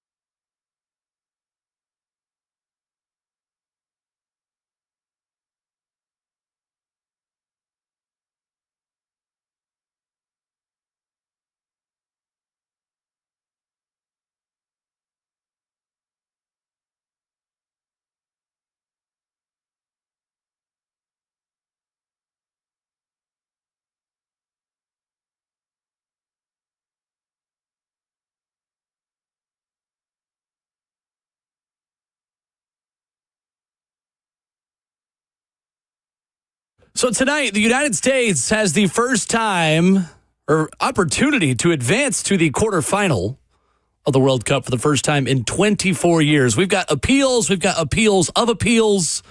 And right now we've got Fuller and Balogun who's going to play. Rhett Bryan, Will Bowling, Ramon and Will on 104.5 The Zone. We are joined now by Ben Wright of 615 Soccer. You get his work at Backheeled, MLSsoccer.com, everywhere. Talking about the beautiful game to make us smarter about all this stuff. Ben, good morning. How are you? Hey, good morning, Will. I am in the middle of a crash course on internet law and FIFA rules and appeals, and I feel like I've earned a degree within the last 45 minutes. So I'm treading water here, but I'm having fun. Yeah, well, you're dead on with your tweet a few minutes ago saying, "Babe, wake up, a new statement just dropped," because Belgium has released another statement about all this appeals process. I want to go back to yesterday first, Ben, and talking about this being overturned and Fuller and Balogun's red card suspension for the Bosnia match being taken away. How surprising was this to you, and was the right decision ultimately made? Yeah, so first of all, I think the right decision was made. I don't think, and I've been clear on this since the game, I don't think it was ever a red card. And I thought that was the wrong decision, and I think a poor use of a VAR, video assistant referee. You can go back and forth on whether that was the right call or not, but you're not supposed to use slow motion in determining kind of the force of a challenge, and that's pretty much all that the review did. So from that standpoint, I think it was the right call, and I think a lot of people who watched the match live, not just from the U.S., but from all over the world, thought it was a poor call. I think the issue is the way that we're getting to this point. Typically, since red cards have been introduced to the World Cup, I think in 1970, a red card was an automatic one-match suspension, and there was kind of no recourse. If you got a bad call and it was an unfair red card, kind of too bad. You're just gonna have to deal with it like everybody else. And so I think that kind of muddies the waters. That all of a sudden FIFA is making an exception for Balogun. I don't think this is certainly not the first time they've done that, and I mean, at the start of this tournament, Cristiano Ronaldo in World Cup qualifiers, he elbowed Dara O'Shea for Ireland, got a red card, missed the rest of that match, served his one-match suspension, and then FIFA added an extra 2 games for a total of 3 matches for violent conduct, and they ended up suspending his suspension so that he could play in the group stage with Portugal. So I think that honestly was the initial kind of action that opened this whole can of worms. Now they're doing the same thing with the U.S. and Flo Balogun. That feels a little bit weird on its own, and then you get into the fact that President Trump called Gianni Infantino and asked him to look into the suspension, and how you're getting into, well, did the U.S. government like unduly influence this? And it just feels messy and unfortunate, because I think ultimately this is the right decision, and it's also unfortunate for Flo Balogun because he didn't intend to go into that tackle like that. It was an accident on his part. He's been super classy in all this. He had a great interview while he thought he was still suspended, just talking about how he was trying to be an example to all the kids who are watching and showing them how to act when things don't go your way. He shook the referee's hand after the game, and he didn't really ask for any of this. And now he's going to play tonight, and he should play, and he's going to kind of be vilified for something that I don't think he really had anything to do with. Ben Wright of 615 Soccer, our guest this morning on Ramon and Will. Ben, for those who have, like I joke, have become lifelong soccer fans since last week, what kind of impact does Fuller and Balogun have for this U.S. team? And what has he been able to do in this tournament that makes the U.S. so much better with him versus without him? Yeah, well, first off, welcome in. You guys should stick around after the World Cup. It's a good time. I think Balogun, we all went into this World Cup thinking that Christian Pulisic was kind of like the most important player for the U.S. team, and he obviously is still an important player. I think Balogun has kind of stepped up and been the crucial piece for this team. Obviously, he's a good goal scorer. He's already scored more goals at this World Cup than any other U.S. player besides Brian McBride in a single World Cup. He's already climbing up the list of all-time U.S. World Cup goal scorers just with this one tournament. So his finishing has obviously been important, but I think just the way that the team plays when he's on the field, has been kind of crucial to everything they do. He makes a lot of runs in behind to stretch the field. He can go kind of sideline. He can go touchline to touchline as well as kind of making vertical runs. He's not a huge guy, but he's legitimately like an elite hold-up player. He was actually the best hold-up striker in France last season. And I think you're seeing it at this World Cup. He's been able to kind of go up against the Australian center backs who are kind of just massive and super physical defenders, and he's able to hold his own. So he's able to bring other players into the play. And I think you just see the rest of the attack kind of flourish when he's on the field. So yeah, he's been crucial for them. I felt pretty good about beating Belgium before he was suspended. When he was going to be out, I had a lot more concerns, and I feel like they match up really well now with him back on the field. So I mean, he's a massive player for them.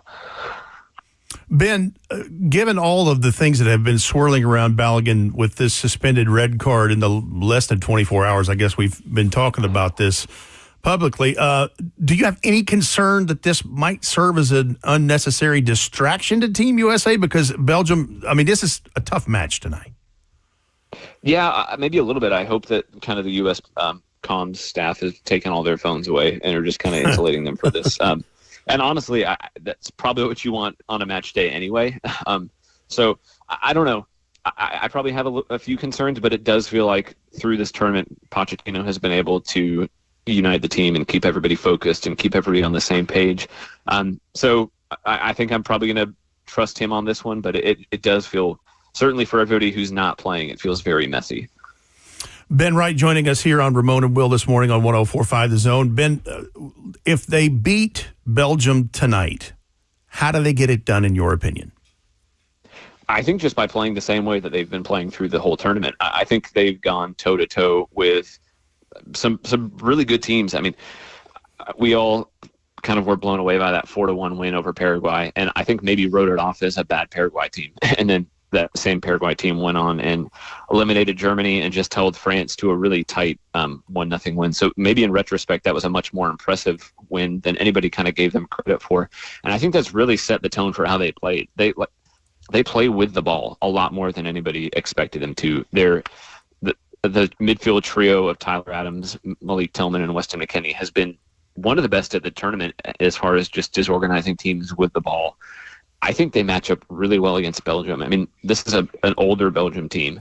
Most of them are in their late 20s, early to mid-30s. They're coming off a 120-minute, really tough match against Senegal.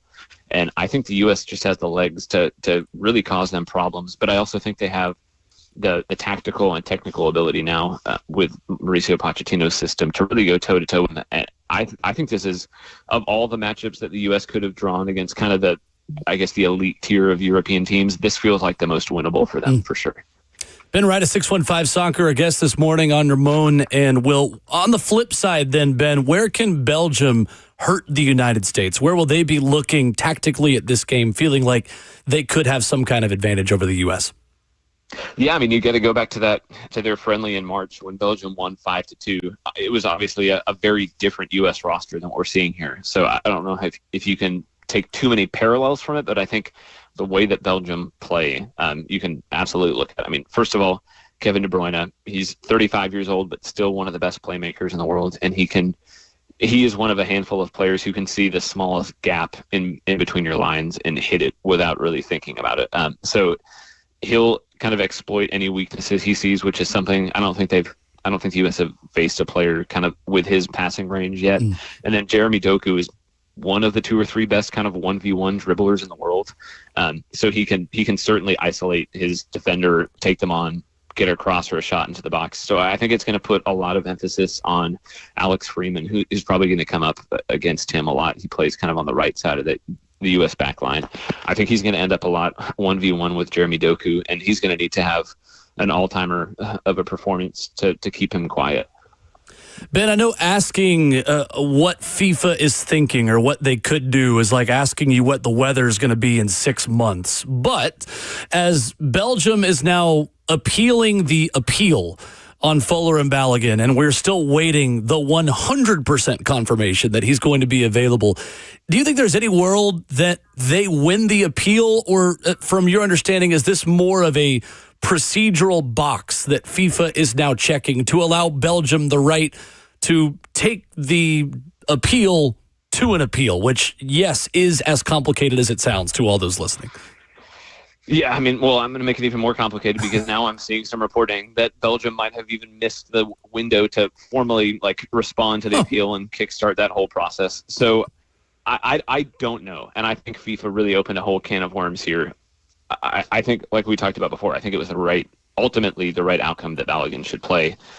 But I don't think FIFA did them any favors by going through it with this process. It's not a process that has been kind of widely publicized or even available to everybody else. And it just kind of feels like FIFA pulling out this arbitrary clause saying, you know what, we ultimately have final authority over all of these suspensions and we can kind of exercise them at our discretion. That feels very, very kind of generic and, not above board.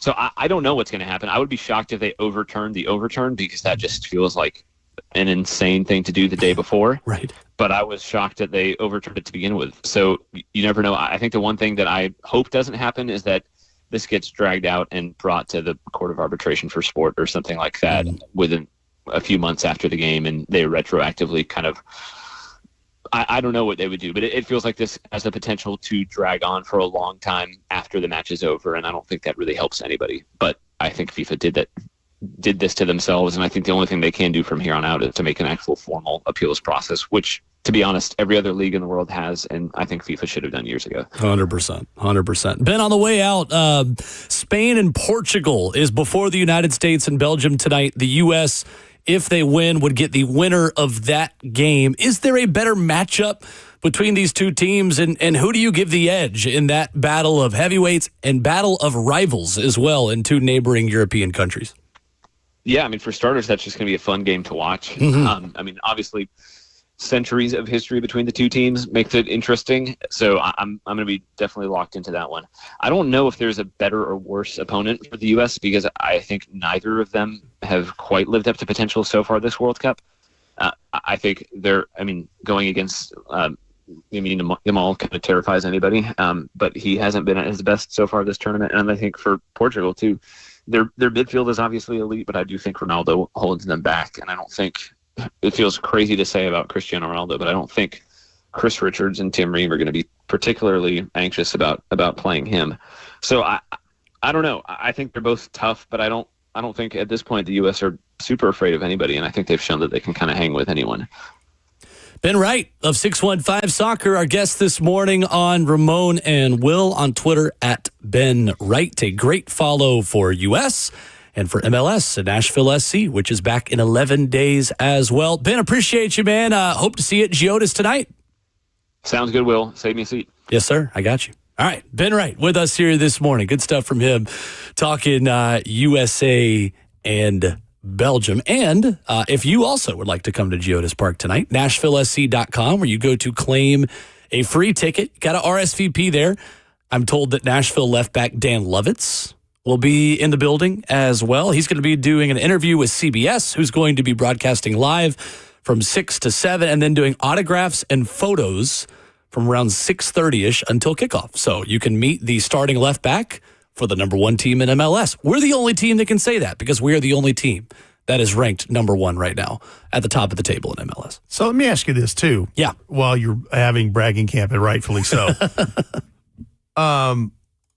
When all this is said and done with the World Cup, how much are you and Lucas going to be itching to get back to Nashville SC action? I started, actually this week and today is when I'm going to start diving back into the broadcast prep and making the board for Atlanta United, Nashville SC coming up next Friday, which is crazy because this break has felt like in some ways forever and in some ways really quick. But I'm so excited. And to be honest with you, I can't wait to see the crowds not only at Geodis Park, but at stadiums across the country for MLS. If you are wanting to watch more of this sport and you've liked what you've seen, you are in the perfect city to watch MLS and enjoy what you're watching. Because we right now, again, to the point I made just a second ago, we're top of the league right now. Nashville SC is the number one team in terms of points in Major League Soccer so far this season. It was cool, too. MLS PR put this out over the weekend, Rhett, that With round of 16 action beginning over the weekend, MLS has 24 players left in the World Cup in the round of 16. That is the most of any league outside Europe's top 5, which is England, Spain, Italy, France, and Germany. It's only one less than what the German top flight has still in this tournament, with 25 teams. That's fifth most overall. Wow. So England by far has the most. There's 89 players in the Premier League still in it. Spain with 54, Italy with 39, or Italy with 34, France with 39, Germany with 25. There's 24 MLS players in the round of 16. It is high-quality soccer. It has come a long way, even just since the last World Cup. It is a really fun league to watch. You've got an incredible stadium, a great fan base ready to welcome you with open arms here in Nashville. And I hope this is only the beginning of this sport growing in this country. It's going to be so much fun. This is the kind of juice it needs, too. It is. I mean, this is just coming straight off of this, and especially if, Team USA makes quarterfinals and keeps trucking. I mean, good grief, man. You have a frenzy. It's been really fun. So, hey, we've been talking this morning about Jeffery Simmons being number 83 on the NFL's top 100 list for 2026. Yes. Number 80 is A.J. Brown. He fell 51 spots. Oh, wow. After his final season with the Eagles. This is per NFL.com because they released this morning. And they released a couple here and there. Anyway, he played in 15 games, 78 catches, 1,003 yards, 12.9 per catch, 7 touchdowns. And he is number 80 on the list. So he had 11 more catches and only 76 fewer yards than he did in 2024, but he dropped 50 spots. Isn't that wild? Crazy what a Super Bowl ring can do for you. Yeah. And that's why I say recency bias and those kinds of things work heavily into this. That makes my case right there. 615-737-1045. Final call for phone calls as we hit you with headlines on the way out after this.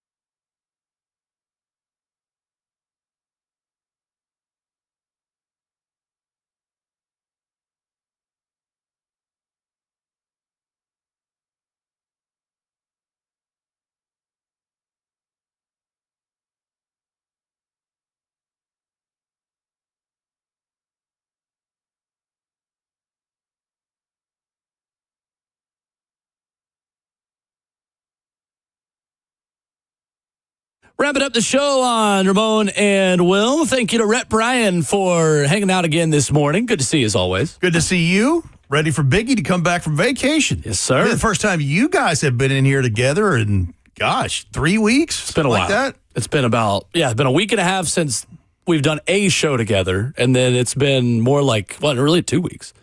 And then the last time we've had a full week of shows together was probably a month ago. Like the week before I got married, I think. Yeah. Yeah, like the first week So of it was June. exactly a month ago. Crazy. That's wild. Crazy. Where the heck is LeBron James going to play basketball next year? Sounds like Cleveland is the team to beat. Mark Stein had that over the weekend.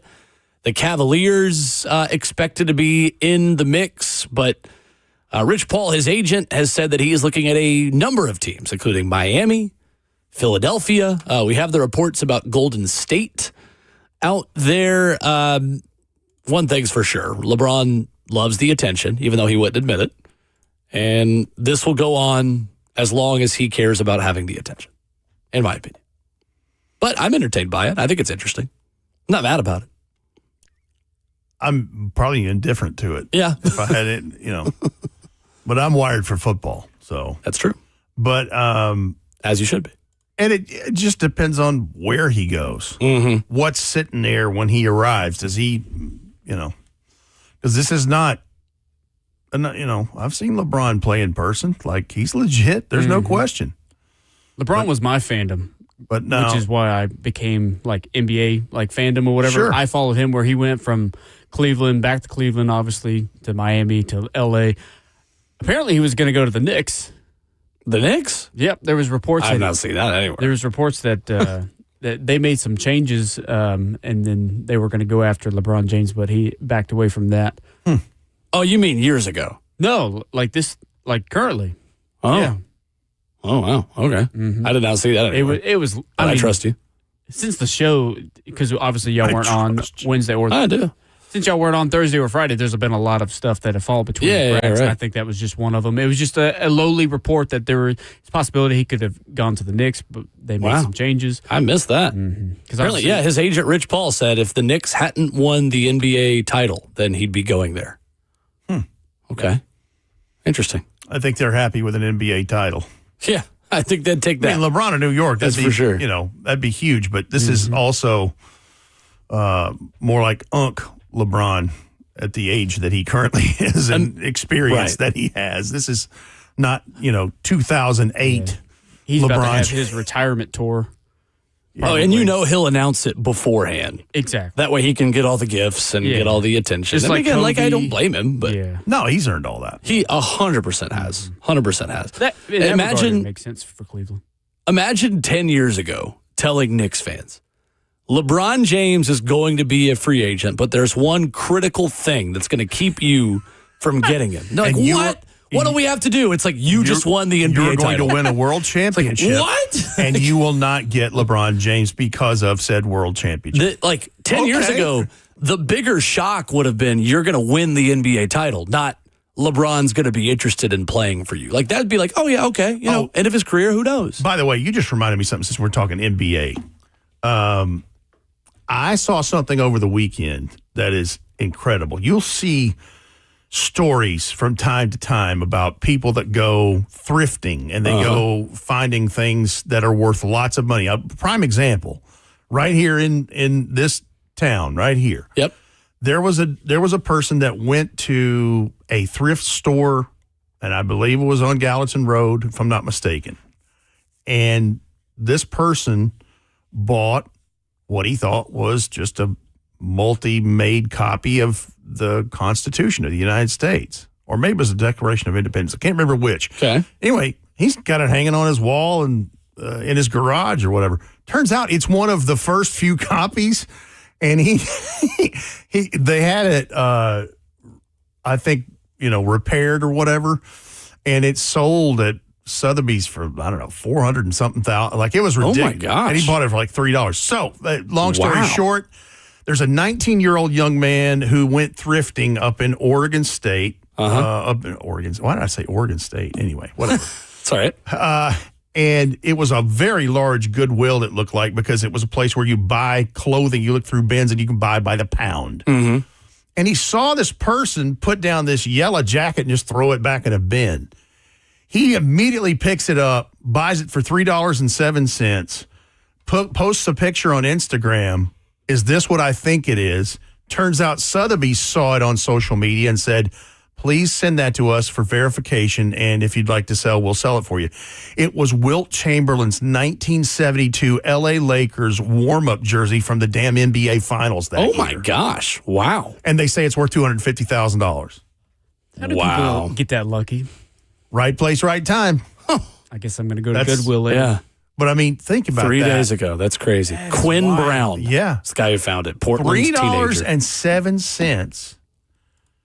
He just knew something wasn't right. It stood out to him. His gut instincts are going to pay him handsomely. What does a teenager buy with $250,000? Like, A new video game what's system. this kid want to do? That's it? He's going to buy That's where you start, I guess. Grand Theft Auto 6. Yeah, he can get the first access to GTA 6. Yeah, he's going to get GTA 6. You can get the beta. Have you seen there's a retro PS5 that looks like the original PlayStation, like the frame and skin of it and everything? I've not seen Anyway, I would say that, and then he'd probably buy some cryptocurrency or something. Who knows? Oh, just throw your money down the drain. Why don't you? That's incredible. Yeah, so I found the Declaration of Independence story. 2006, a Nashville man bought a yellowed, rolled-up document for $2.48 at Music City Thrift Shop. It turned out to be an authentic 1823, meaning the year 1823, official copy of the Declaration of Independence, commissioned by John Quincy Adams, later sold at auction for $477,650. Wow. And again, a lot of diapers, this person bought that and thought, listen, I'll telling put me this I in use my a lot more than I garage. thought I'll I just would. pin it on the wall or whatever. I guess somebody saw it and said, hey, dude, that might be something more than what you think it is. His name was Michael Sparks. Found it rolled up at Music City Thrift Shop. That is crazy. Wow. Like, how do you even learn that that's what that is? Like, what was on it that made you believe that it was an original? Well, I think the story went is that he had it posted in his garage. Oh, okay. And somebody walked in and said, That's wow. I think that's how that Shout out to that person. They'd get at least a 10% cut. Oh, yeah. You get gratuity for realizing that's an original 1823 copy. Isn't that wild? That's incredible. Incredible. Well, that's your Monday. Good to be back.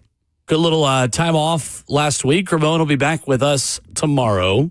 And hopefully Fuller and Balogun scores a hat trick tonight as the U.S. makes its first quarterfinal in the World Cup since 2002. All of that, Belgium. please. Yeah. Take that. No one's allowed to eat Belgian waffles. Pancakes only. Okay. No Disgusting. Stella Artois tonight. We're not eating waffles.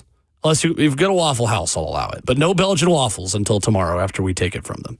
Back at it tomorrow morning, 6 a.m. Thank you to Ben Wright. Thank you to Rhett Bryan. Welcome back, Justin. Well, thank you. We'll talk to you tomorrow morning, bright and early, 6 a.m. The Buck Rising Show is next.